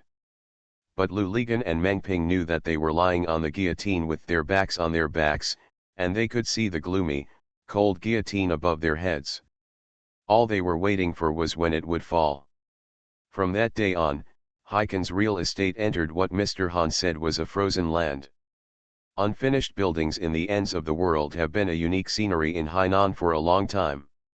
Thank you book friend 201703181349170039 for your monthly ticket. Thanks for all the votes and reading. Have a good evening everyone. The Pentium Era, South to North. Author, Mei Xiniang. Chapter 647. Wenwen and Qianqian were almost escorted to the airport by Lu Ligan. He knew that if these two diehards still stayed in Haikon, he didn't know what they would do. Haikon was already a dead city. After a war, gunpowder smoke was still filling the air, and there were pits everywhere on the battlefield. These two diehards thought they could clean up the battlefield and pick up some bargains. They might fall into a pit and die together. We'll bring Yilan mother into the pit. Without them, Yilan's mother didn't have the courage. After all, she still had self-awareness and felt that she didn't understand this or that. Saying goodbye in front of the security checkpoint, Wenwen and Qianqian hugged Lu Ligan and cried. Wenwen said, "Actually, I really like you a little bit." Qianqian said, "Me too." Lu Ligan smiled and said, "I know, I also like you a little bit." "Why, we only deserve a little bit of your affection," Qianqian scolded. "Okay, a little more, I like you a little more than you like me," Lu Ligan said quickly.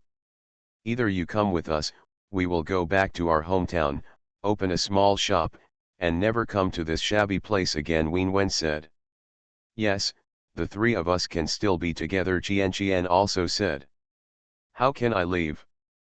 There is still a company, and there are so many people in the company," Lu Ligan said. "You go back first. After you go back, don't you want to build a house? Then build it, and wait until your house is finished. I will come to see you. Then it's settled, no cheating," Wenwen said. "Okay, I promise not to cheat." Lu Ligan walked out of the terminal hall and saw a man riding a bicycle. Lu Ligan stopped him. The man stopped the car and stepped on the ground. He looked at Lu Ligan and felt like, I don't know him either, so I don't know what Lu Ligan wants to do. Lu Ligan asked him, "How much does your bicycle cost?" "What? Why don't you do it?" "I'll just ask you how much this bike costs. I bought it at the used car market for 50 yuan. What's wrong? You paid too much for it? I want to buy this car. 35 yuan is enough." "None of your business." Lu Ligan took out 100 yuan and said to the man, "How about selling it to me for 100 yuan? Is there something wrong with you?" The man looked at Lu Ligan and asked curiously. "Nothing wrong, I just want to buy your car." Lu Ligan kept passing the money in his hand to the man. The man took the money, turned it over and looked at it carefully, raised it up to the sun to see the watermark, and grabbed both sides of the banknote with his hands. Stretched his arms, and muttered, "It still seems like real money." "What seems like it?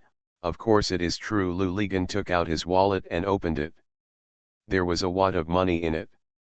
Lu Ligan said to the man, "If you are worried, come on, then change it. Here you can pick your own." The man grinned, stuffed the money into his shirt pocket, stepped out of the car, set up the bicycle, patted the bicycle seat, and said to Lu Ligan, "Take it, this car is yours." Lu Ligan rode his car and arrived in front of his car. Wu Zaiyi saw it and asked, "Did you pick it up?" "Damn it, come down and pick one up for me to try," Lu Ligan scolded. "I bought it for 100 yuan. Why did you buy it?" "Let's ride," Lu Ligan said. "You drive back and I'll ride back. By the way, you won't pick me up anymore. I'll commute to get off work by myself." "Real?" "Of course it's true. If you have time, take my motorcycle and sell it," Lu Ligan said to Wu Zaiyi.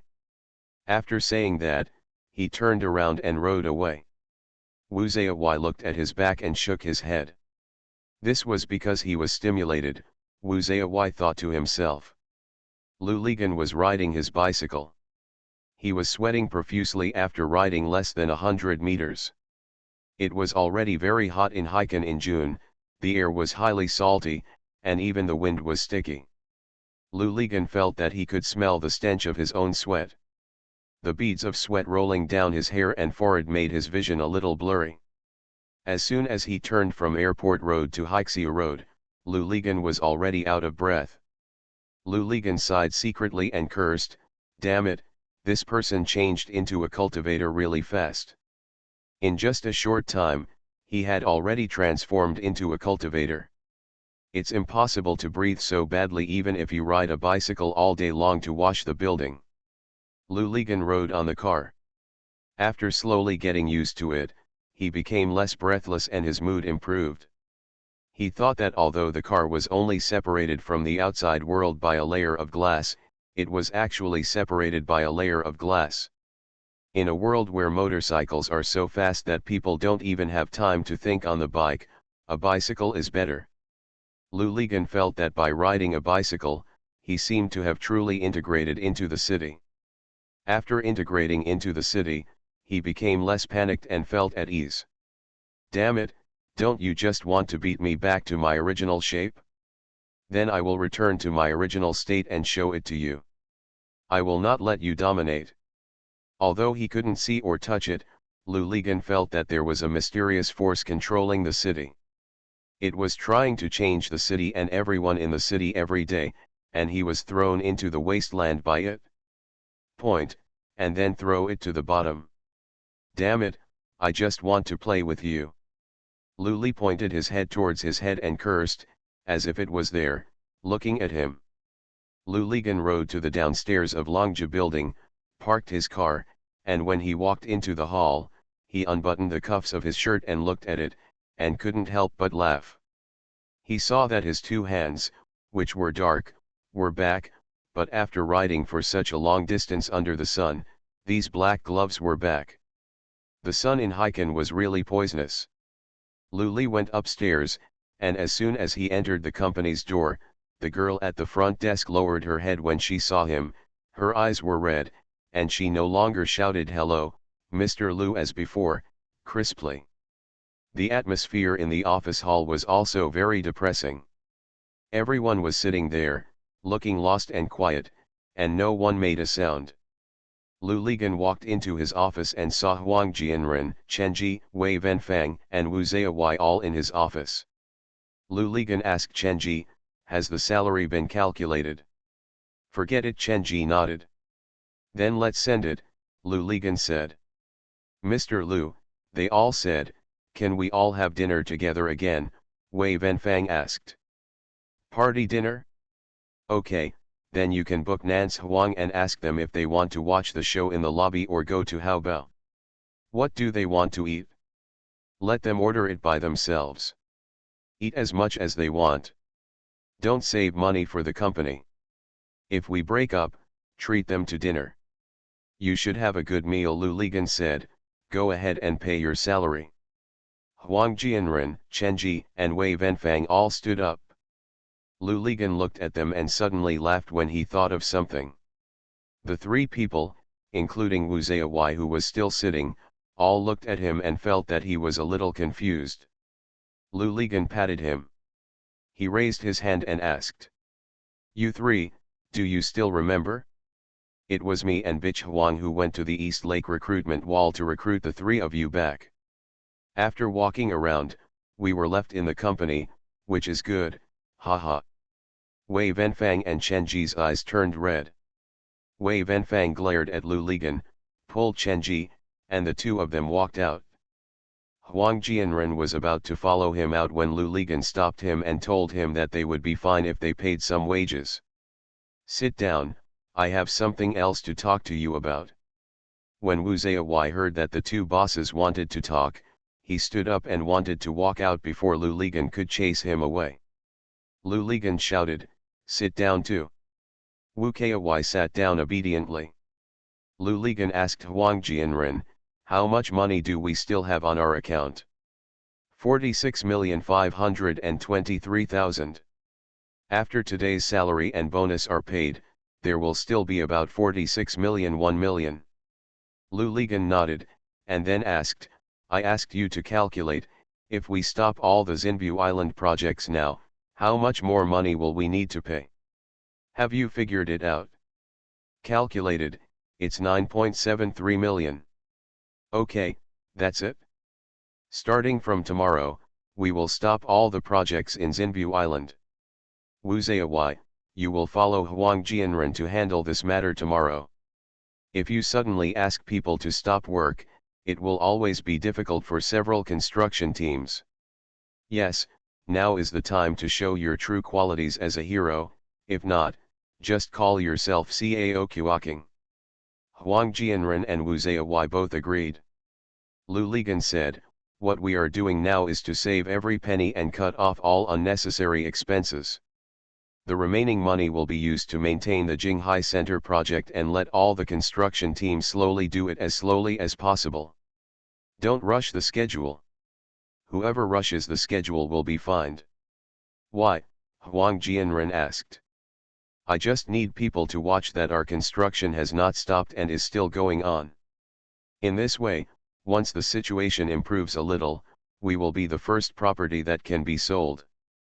Do you understand? If you are buying off the plan properties, you will buy rubbish ones tail building. Understood. Also, as long as the project doesn't stop, it leaves us time and opportunities to survive. In this way, we also have time to find new funds and partners. I don't believe it. There really isn't a penny to go to the island. I understand, Huang Jianren said. In fact, we are also thinking of ways to see if we can find other funds. That's good. But Mr. Lu, there is another question. What is the problem? There are only a few months left. The time is up. What will happen to our Xinbu Island land transfer fee, the second phase? Stupid, Lu Li waved his hand, don't worry about this. This is the least of the problems. Why? Think about it, how many unfinished buildings, how many pits, and how many unpaid land transfer fees will be in the entire Haikan, and even the entire Hainan, right now. This is no longer a financial problem, but the biggest problem of the local government. It's a political issue. Don't worry, as long as our company is still there and our Jinghai Center doesn't stop, the Haikan city government will not demand the transfer fee from us, but will protect us. We are the only remaining ones in Haikan after this real estate boom. How can they not take care of our single seedling? This is why we must not let the Jinghai Center project stop, do you understand? I understand, Huang Jianren laughed, I didn't expect you to be a strategist. Lu Ligan also laughed, you humming think I only think about women. I really thought so. Wu Kai suddenly said something. Huang Jianren laughed, and Lu Ligan reached out to hit him. Wu Kai continued, but I changed my mind today. You impressed me. Lu Li stopped raising his hand in the air, and Huang Jianren shouted, okay, this flattery is good. I'm not flattering, I'm serious, Wu Zaiwai said, I thought Mr. Lu was crazy. If he wasn't crazy, it wouldn't be easy. Huang Jianren stopped laughing and nodded. Thank you for a safe journey and book friend 20180722131714214214 for your monthly ticket. Thanks for all the votes and reading. Happy Saturday everyone. The Pentium Era, South to North. Author, Mei-Shi Niang. Chapter 648. After Huang Jianren and Wu Ziyawai went out, Lu Ligan picked up the phone on the table and called Meng Ping's big brother. The call failed. Lu Ligan called his office phone again, but no one answered. Lu Ligan thought for a moment and dialed Qian Fang's number. Qian Fang answered with a weak voice. Lu Ligan asked, "How is it going at your place? What can I do? Let's just continue to wait for death. Is Lao Meng here?" "No, I'm driving alone. I don't know where I went. Why can't he get through to his elder brother? I removed the electrical panel and threw it in the office." "What? Where did he dare to turn on the phone?" "When he turned it on, the calls were all from Wuxi. People there were already frightened. Do you know, 60 million is just a number in Haikan, but it is an astronomical figure in mainland China." I know, in Haikan, the numbers are astronomical now," Lu Ligan said, "but Qian Fang, please remind Lao Meng that if you can't even get through the phone, something big will happen. If it's not already out, how much bigger can it be?" "Okay, Lao Meng comes back and asks him to call me. By the way, we will have dinner at Nance Huang tonight. Why don't you come over together?" "No, I don't want to eat. I want to eat people, but I don't know who to eat." After Qian Fang finished speaking, he hung up the phone. Lu Ligan shook his head. He stood up and went to Li Yang's company below.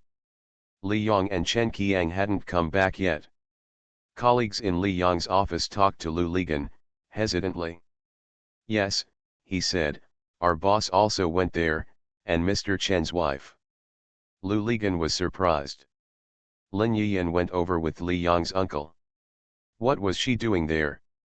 After Lu Ligan questioned for a long time, colleagues in Li Yang's office told Lu Ligan that in fact, Mr. Li and Mr. Chen were detained there and could not come back. "Why? When I signed the agreement of intent, didn't I receive a deposit from them? This time, I originally wanted to sign the agreement. Not only was the agreement not signed, but they also asked for the deposit to be refunded before they would let me go. What the hell, the agreement hasn't been signed yet, do you want the deposit refunded?" Lu Ligan cursed. "Who says it's not the case, but there is nothing you can do about it in the hands of others," the colleague sighed. "Besides, there is no money left in the company to refund the deposit, and I don't even know if next month's salary will be paid." The boss said harsh words before leaving, saying that if the other party couldn't reach an agreement, the worst he could do was replace Mr. Li and Mr. Chen. "Can you contact your boss? If we can't get in touch, we have to wait for him to call. If he calls, ask him to call me." "Okay, Mr. Lu." Lu Ligan rode his bicycle to the company, walked in the door, and saw Wei Venfang sitting at the front desk. When he came in, he said hello to Mr. Lu. "What are you doing sitting here?" Lu Ligan asked. Wei Venfang smiled and said nothing. When he walked in again, he saw that Huang Jianren, Xiao Huang, and Chen Ji were not in his office, but were sitting in the hall outside with Wu Ziyawai. Lu Ligan asked curiously, "What are you doing?" Huang Jianren said, "Everyone is gone. It's very uncomfortable to look at the empty space outside. We might as well sit outside so that the company can become more popular." Lu Ligan remained silent and said nothing more. He rode his bicycle here in the morning, and when he arrived at the company, he was sweating again. Lu Ligan walked into his office, took a shower first, changed his clothes, and thought that he was still more luxurious than before. "I wanted to take a shower before, but it was so convenient. I rode my bicycle to the bottom of a building and started sweeping the building while sweating profusely. If there was a fan, I would stand under the fan. If there was an air conditioner, I would stand in front of the fan and wait. After drying off my sweat before going upstairs, I still have to worry about the smell of sweat coming out of my body. When I walk into someone else's office, I don't dare to make any big moves. Just as Lou Ligon was thinking, he heard the people outside shouting, "Hello, Mr. Meng. Hello, Mr. Meng." Lou Ligon hurriedly walked to the door and saw Meng Ping carrying his bag and almost reaching the door of his office. Meng Ping looked at Lou Ligon and said with a smile, "Why, are you shrinking the front line?" Lou Ligon smiled bitterly, "What else should I do? It seems that in this regard, I am still relatively lucky. There is no increase in the number of people. Now I don't have these troubles." Meng Ping sat down on the sofa and said. "You don't need to pay these people now," Lou Ligon asked. "I can't do it even if I want to," Meng Ping said. "I have held 2 meetings with them and asked them to find their own way out. They refused and said they would die together even if they died. Haha, I am Meng Ping. He died, and now he's even buried with him." Lou Ligon felt a little sad when he heard this. Lou Ligon and Meng Ping said, "Can a few million support it? If a few million is acceptable, Bitch Huang and I can still think of a way. Forget it, don't drag Mr. Huang into this. He has already planned a great future for him. If he makes a wrong move, he will be harmed for the rest of his life. This Mr. Huang can still stay here. If he doesn't sneak back to the capital, he will. It's not easy anymore." Meng Ping said, "Besides, what's the use of a few million? It's better for you to keep it. Just count it as if you can hold on for one more day. I know what you're thinking. Do you want to hold on until reinforcements arrive?" Lou Lepole nodded. Meng Ping originally wanted to say, "I'm afraid that the distant water cannot quench the near thirst," but after thinking about it, he didn't say it. He said, "I hope Sun Ho and the others can use their skills at this time." Meng Ping said he hoped, but he was actually worried about them. At this time, he must not protect himself wisely. He came from an agency, and he knew that many people would handle this kind of thing according to the standard ABC. The big brother on Lu Li's desk rang loudly. He picked up and his expression changed drastically after listening for a while. After hanging up the phone, Lou Ligon hurried to the door and shouted, "Wu Zayawai." Wu Zayawai ran in quickly, and Lou Ligon asked Meng Ping, "Where are your car keys?" Meng Ping took out the car key from his bag and handed it to Lou Ligon. Meng Ping asked, "Why, your car broke down. Is there anything important in the car?" Lou Ligon asked. Meng Ping patted the bag, "All the important things are here. The war is in chaos, so we have to be careful." Lou Ligon reached out and asked Wu Zayawai, "Give me the car keys." Wu Zayawai gave him the key, and Lou Ligon handed him Meng Ping's car key. Lou Ligon told him, "Drive Lao Meng's car to the parking lot of Wanghai International Hotel, park the car there and get out. Remember, if someone stops the car and asks you where Lao Meng is, you said you didn't recognize the car, but you just borrowed it from a friend. You drove it here and it's still here. The friend said the owner would pick it up himself." "Hey, Pole, what are you doing? Why are you so nervous?" Meng Ping shouted. Lou Ligon ignored him and asked Wu Zayawai, "Do you understand? No matter what happens, I will insist that you don't know Lao Meng and are just here to return the car. They must ask you who that friend is, and you just say yes. Gui Lao Randall. If they ask you to take them, you can take them there. Don't worry, Gui Lao returned to Hong Kong yesterday, and there is no one in his company now." "Okay, I understand," Wu Zayawai said. "By the way, if they want to take the car, just give it to them and just go away." Wu Zayawai said yes. "Go quickly," Lou Ligon said, and Wu Zayawai ran out quickly. Lou Ligon called Meng Ping, "Get up, let's go too." "What? We'll talk later. Listen to me, Lao Meng, and leave quickly," Lou Ligon said anxiously, handing Wu Zayawai's car key to Meng Ping. He knew that his driving skills would not work well on the street. If there was an accident at this time, It's troublesome. Meng Ping looked at Lu Ligan's look and knew that something big was going on. He also got up quickly. The two of them arrived at the parking lot and got in the car. Lu Ligan and Meng Ping said, "Let's go to Wanghai Tower too, but don't go in." Meng Ping drove out of the Longja building. When they arrived at the head of the South Bridge, they saw Wu Zayawai driving Meng Ping's car to the top of the South Bridge and preparing to turn.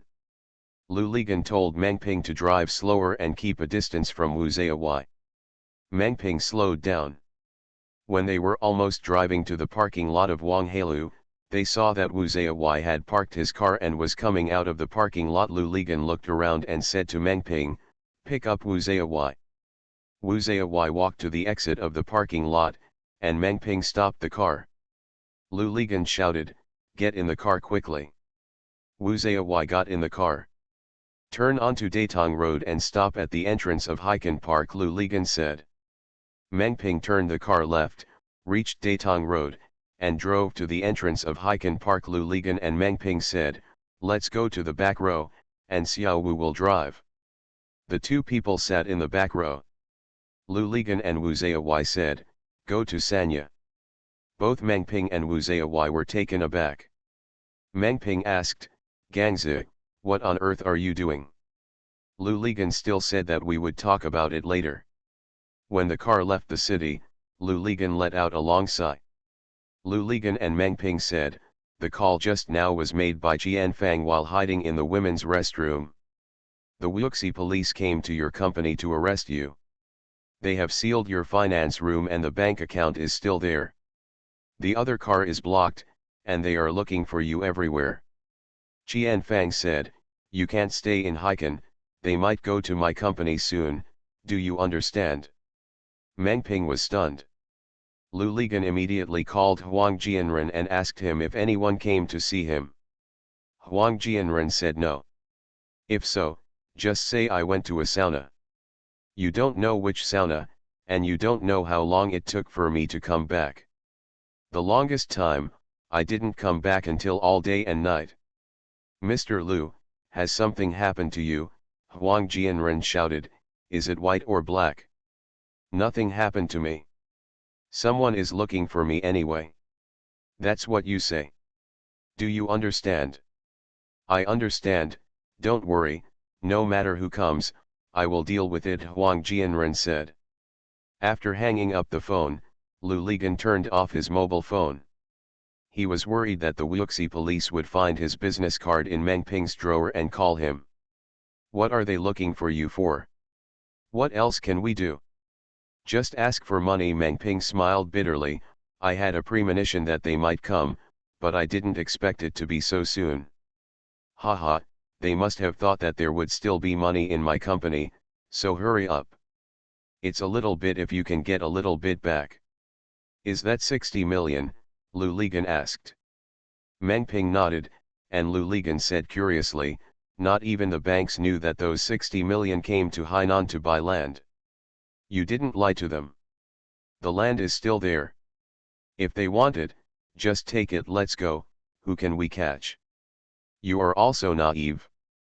If the land was still valuable and there were still people who wanted it, no ghost would come to arrest me. They would greet me with smiling faces. Now something is wrong with the land.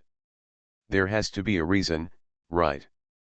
Meng Ping stared at Lu Ligan for a while, and he sighed, "I don't blame you, you haven't even taken a loan. If you are Huang Jianren, you will know what's going on." "What do you know?" "When it comes to bank loans, there is no need to do some manipulation in the loan application report, statement, etc. When it's okay, it's okay. But when you get really serious, it's all a handle and can be a crime." Thank you Lao Chantang and Tiger for your monthly votes. Thanks for all the votes and reading. I wish you all a happy life. You are listening to Novels at Bless Up channel. Wish you happiness and luck. Please subscribe to receive new novels. How do you feel about this novel? Please like and leave a comment. The Pentium Era, South to North. Author, Mei Shi Niang. Chapter 649. They arrived at the construction site of Sanya Bayview Hotel. The hotel rooms here have been renovated. What is missing is the lobby and the landscape outside the yard. The entire construction site is now parked there. Not long after the construction site stopped, Huo and the others didn't know whether they were going to withdraw to Hiken or stay here. Mr. Tan asked them to wait at the construction site for the time being. He was still negotiating with Mr. Xia and the others, so Ergo took the people with him. Waiting here. When they saw Lu Ligan and the others, the idiots jumped up with joy. You guys, why are you here? Lu Ligan didn't hide anything, and directly told the second guy about their purpose of coming. The second guy shouted, it's okay, it's okay. When we get to Sanya, you can rest assured. Even if people come to take them away, I will let the people from the base grab them come back, there are many of my brothers there. The second-rate guys live in a renovated room, with straw mats on the floor, and the water and electricity are connected. Except for the air conditioner that doesn't work, other conditions are okay.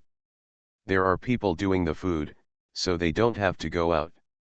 Tian seafood, Sanya seafood is cheaper than vegetables. It is delivered every day and is always the freshest. Lao Meng guarantees that the food will make you want to get up in the middle of the night and go out to have a good time. Meng Ping said with a smile, I don't have this hobby. The idiot shook his head and said to Lao Meng, you are just like the instructor.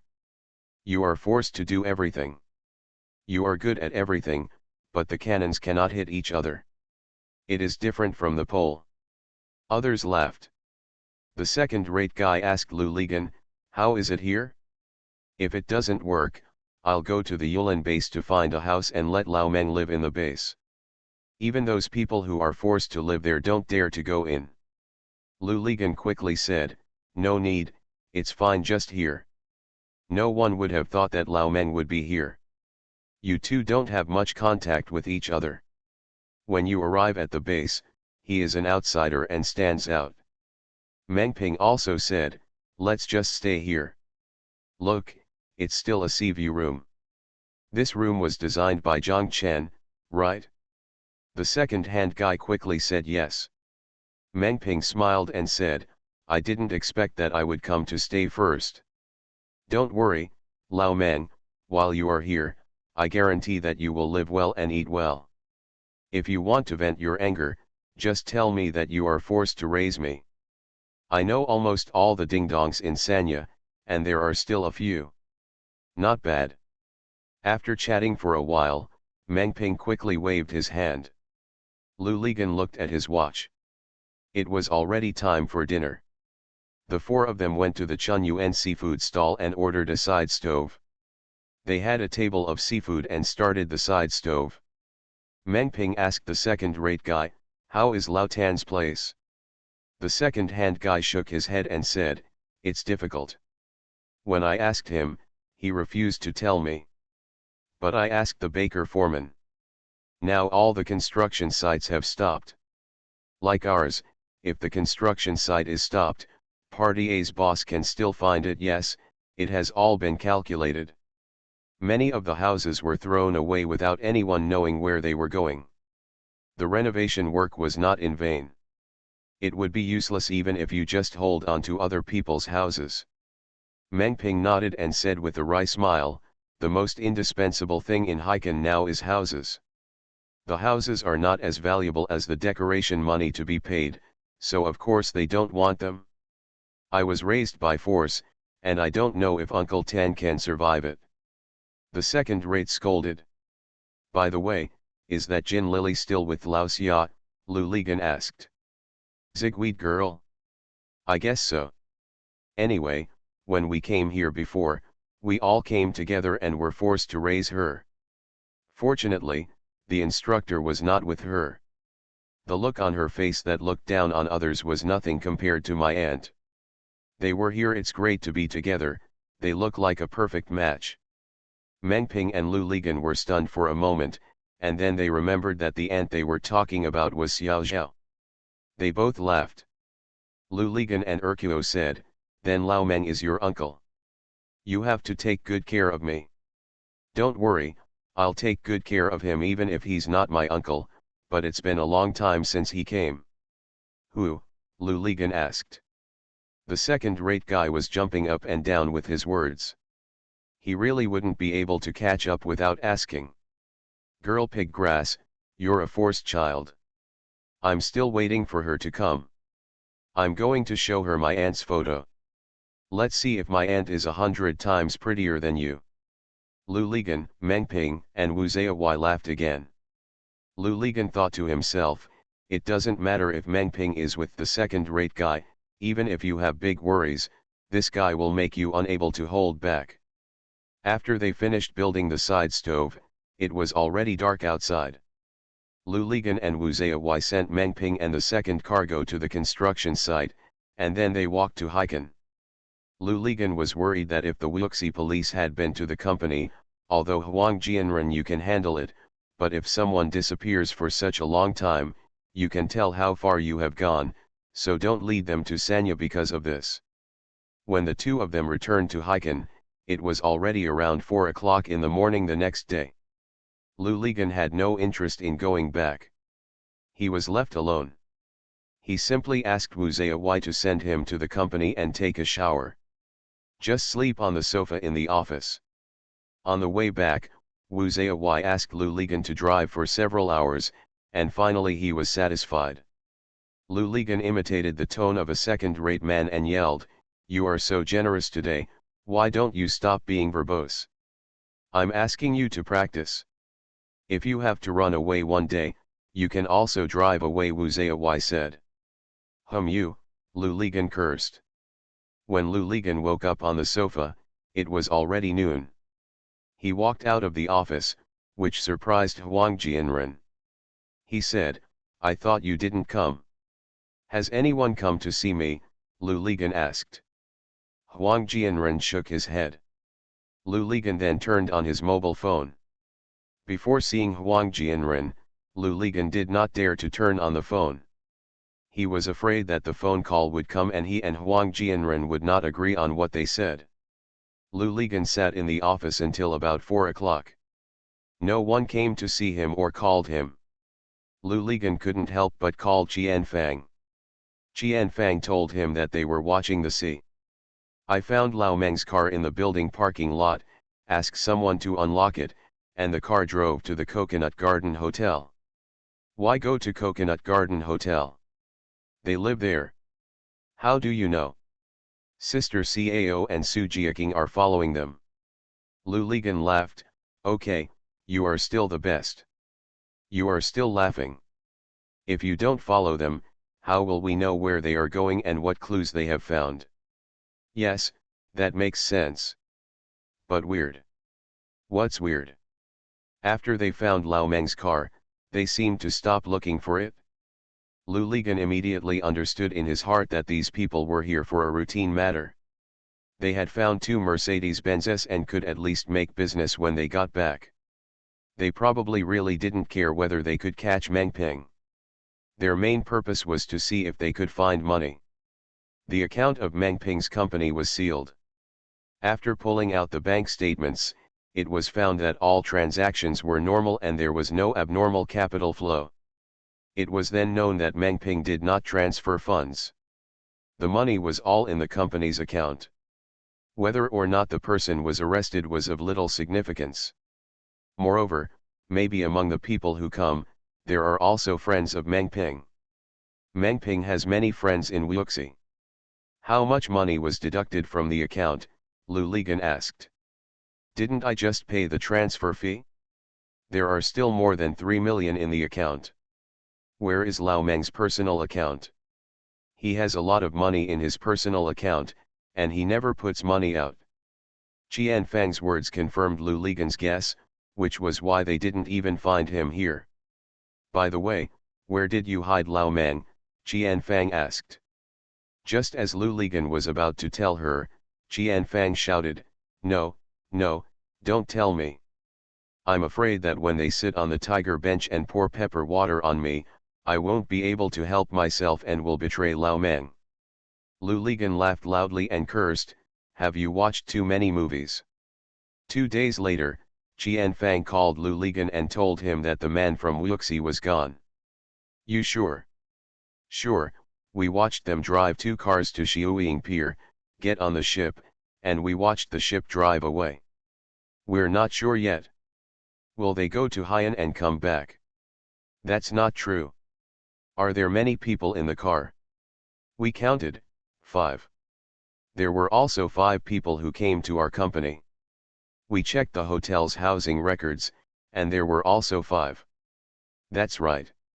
Lu Ligan couldn't help but breathe a sigh of relief. It seemed that they were back on business. Lu Ligan put down the phone and was about to charge the second-hand man when his big brother rang. He picked up the phone and it was the second-hand man. The second-hand man said anxiously on the phone, Gangzi, Lao Meng has returned to Haikan. Ah, Lu Ligan was shocked and shouted, what's going on? I don't know, I was forced to raise it. I woke up this morning and spent the whole day. I said I wanted to go back to Haikan, but I didn't let me go. Earlier, someone at the base detained me and asked me to get the vegetables they grew. I went there, but when I came back, Lao Meng was not there, so I ran to the long-distance station, and the person on duty told me that just now, there was indeed the mainland boy I mentioned, who took the evening train to Haikan. Are you sure that person saw it correctly? He was forced to live in Sanya station. He lives in several continents in one day. How could anyone mistake him? The person he told me was Lao Meng. Okay, I understand. If he comes back, you can detain me and I will find a way to stop him in Haikan. I know, I was forced to go get 2 baskets of vegetables and lose the person. It's really unlucky. The second-rate guy cursed and hung up the phone. Lu Ligan immediately called Qianfang and asked her, has Lao Meng contacted you?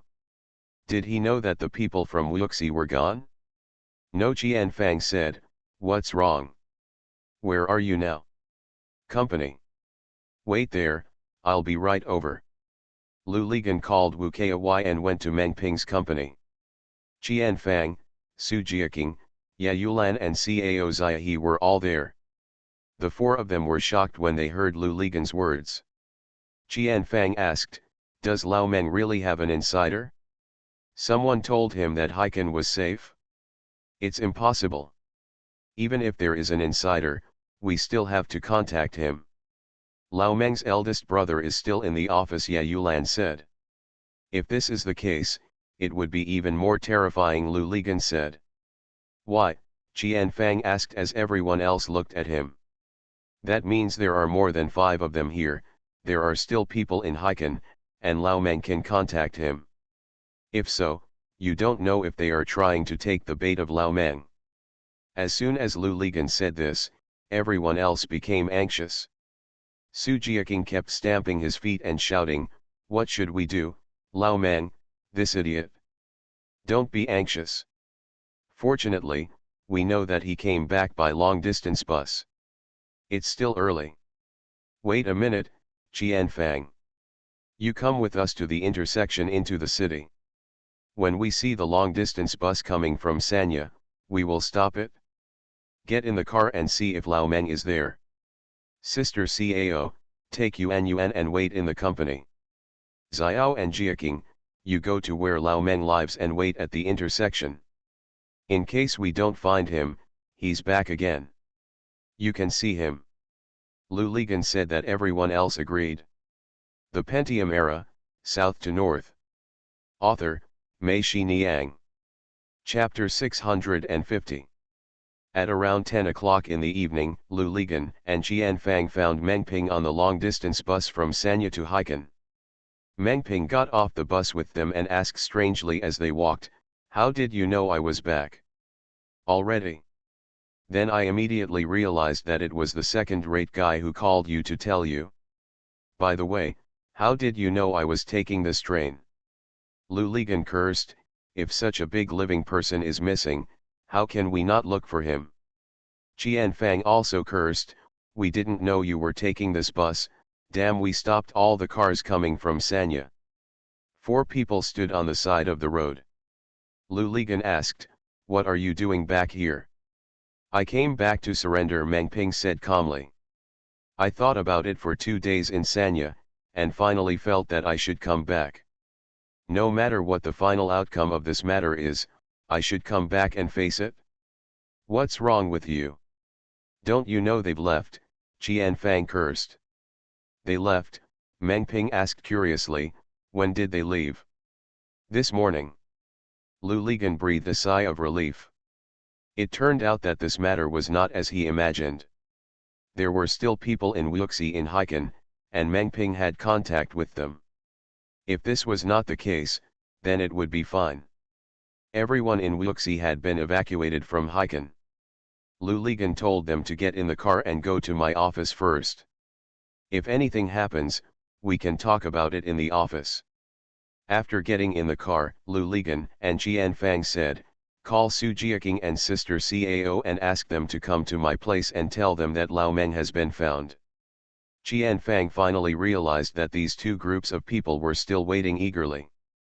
When they arrived at Lu Ligan's company, Lu Ligan and Wu Zhaowei said, you stay here at the front desk.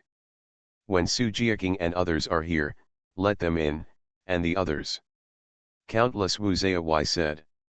Lu Ligan, Qian Fang, and Meng Ping walked into Lu Ligan's office. After sitting down, Lu Ligan and Meng Ping said, Lao Meng, your matter can be big or small. It was a fake loan, but they took all the bank statements and your company's information. They will soon understand that there is no fraud on your part in this matter, and the purpose of the loan is the same as what you stated. You did use this loan to pay the land transfer fee, and your ownership of the land was the investment is not only the 60 million, but much higher than this number. This land is still in your hands. This is all clear. Yes, when it comes to responsibility, it is the banks that are more responsible. They are not strict in reviewing loan information, Qian Fang said. This kind of thing will pass over time. It's not a big deal. Just avoid the limelight and don't suffer immediate losses, Lu Ligan added. Meng Ping looked at them and said, what do you mean? Do you think I don't know? They won't delay this matter for long. The longer it is delayed, the worse it will be for everyone.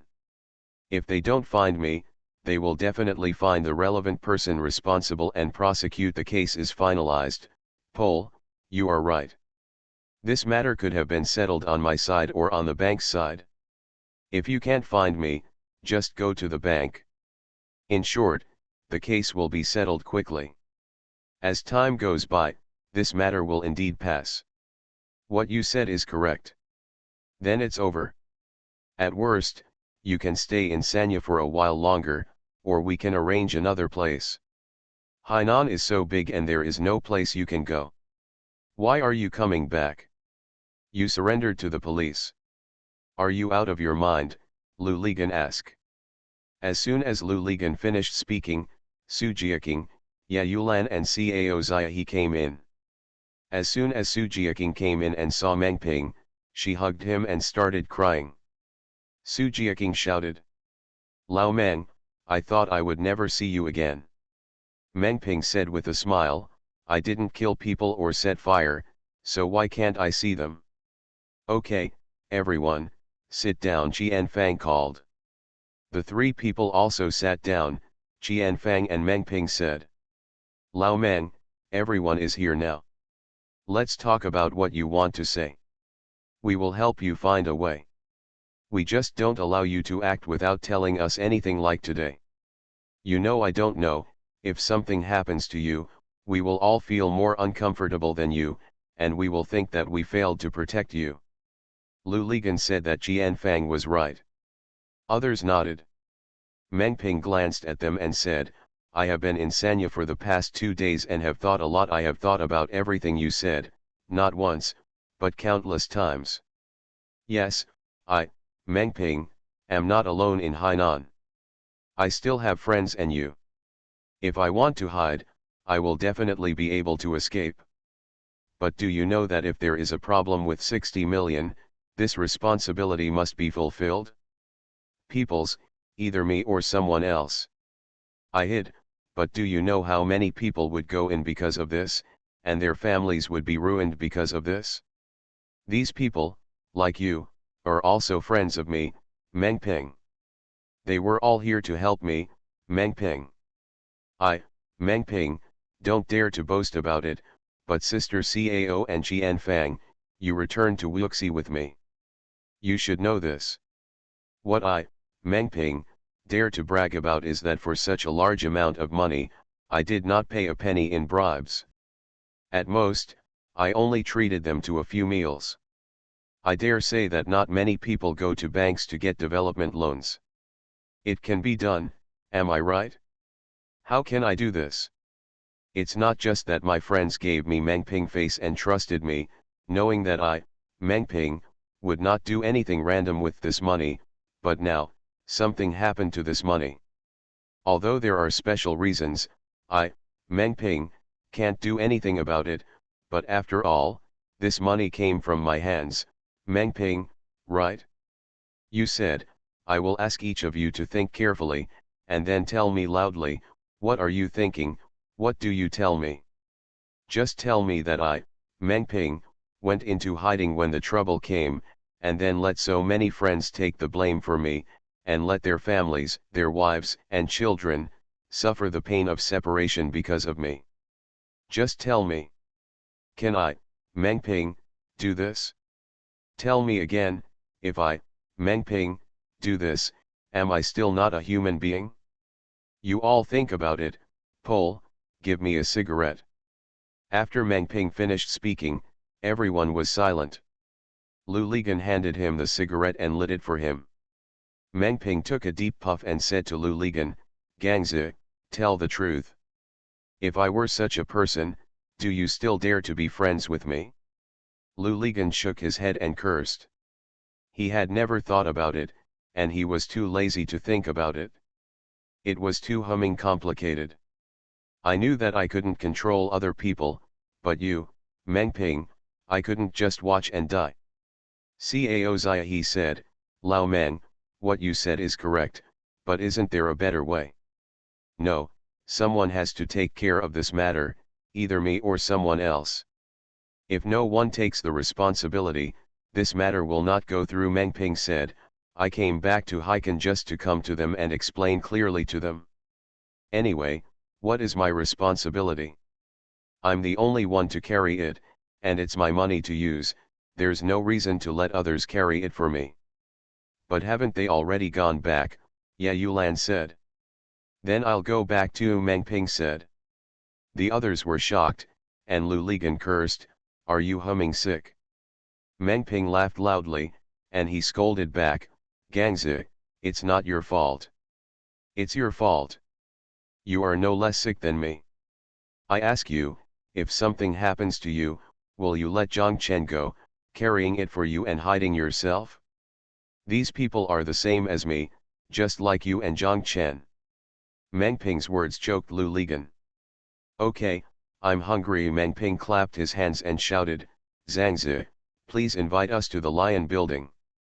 It is said that there is no need to queue there now. The group went to the Lion House and ate until about 2 o'clock. Lu Ligan and Wu Ziyawai sent Meng Ping home. Qian Fang and the others took a taxi and followed behind.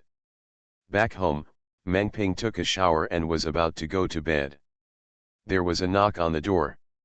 Meng Ping walked over and opened the door.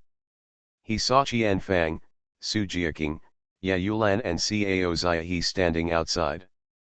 Cao Ziahe was still holding Yuan. Meng Ping quickly let them in. Meng Ping smiled and said, what are you doing, are you afraid that I won't be able to think about it? The four people shook their heads. Qian Fang and Meng Ping said, don't be so slutty. We know you won't be confused. We know you have made up your mind and no one can stop you, right? Meng Ping looked at them and said, yes. We don't want to stop you, Lao Meng, you are right. Cao Ziahe said, we are here just to tell you that we will go back with you, and you don't want to abandon us. Is there something wrong with you? Meng Ping shouted, I am going back to surrender, not traveling to visit relatives, or returning home in fine clothes. It doesn't matter, no matter what you do when you go back, We will follow you wherever you go, Jianfang said with a smile. Lao Meng, do you still remember what you told us when we arrived at the company on the first day? You said that we are a family from now on. When something happens to one of the family members, everyone else goes away. Yeah, Yulan said. Do you remember that time? It was the time you were looking for me everywhere, Su Jiaking said. I think Sister Cao has a very good saying that if I didn't find a good husband, I at least found a good boss. I don't care. Meng, I'm relying on you anyway. Everyone else laughed, and Jianfang said, Lao Meng, if you still want to go back, just take us with you. Otherwise, believe it or not, you will definitely not be able to leave. We will keep an eye on him 24 hours a day. You. Meng Ping said with a smile, I'm going back to jail. Why are you following me? I'm going to jail. How can you still be a prison guard? Don't worry about it. You go to jail. We will wait for you outside. If you want to behead, we will go to the execution ground, Jianfang said. Here, give me your ID card. What? Meng Ping asked. Buy a plane ticket. You are now a pauper, and your bank account is still sealed. Why are you bragging? You surrendered. We don't care about you. Can you still afford a plane ticket? The next morning, Lu Ligan arrived at the office, took a shower, changed clothes, and sat down at his desk. He picked up the phone and called Meng Ping, but the call was blocked. Lu Ligan thought for a while, and it would not make sense to fight Jianfang. It would also make no sense to fight Su Jiaking. Lu Ligan called several landlines of Meng Ping's company in succession, and every one of them was answered. It rang for a long time, but no one answered. He saw a plane flying northward on the roof of the building opposite. For some reason, Lu Ligan suddenly felt that the people he was looking for seemed to be on this plane. Thank you Andrew and book friend 20180722131714214214 for your monthly votes. Thanks for all the votes and reading. I wish you all a happy life.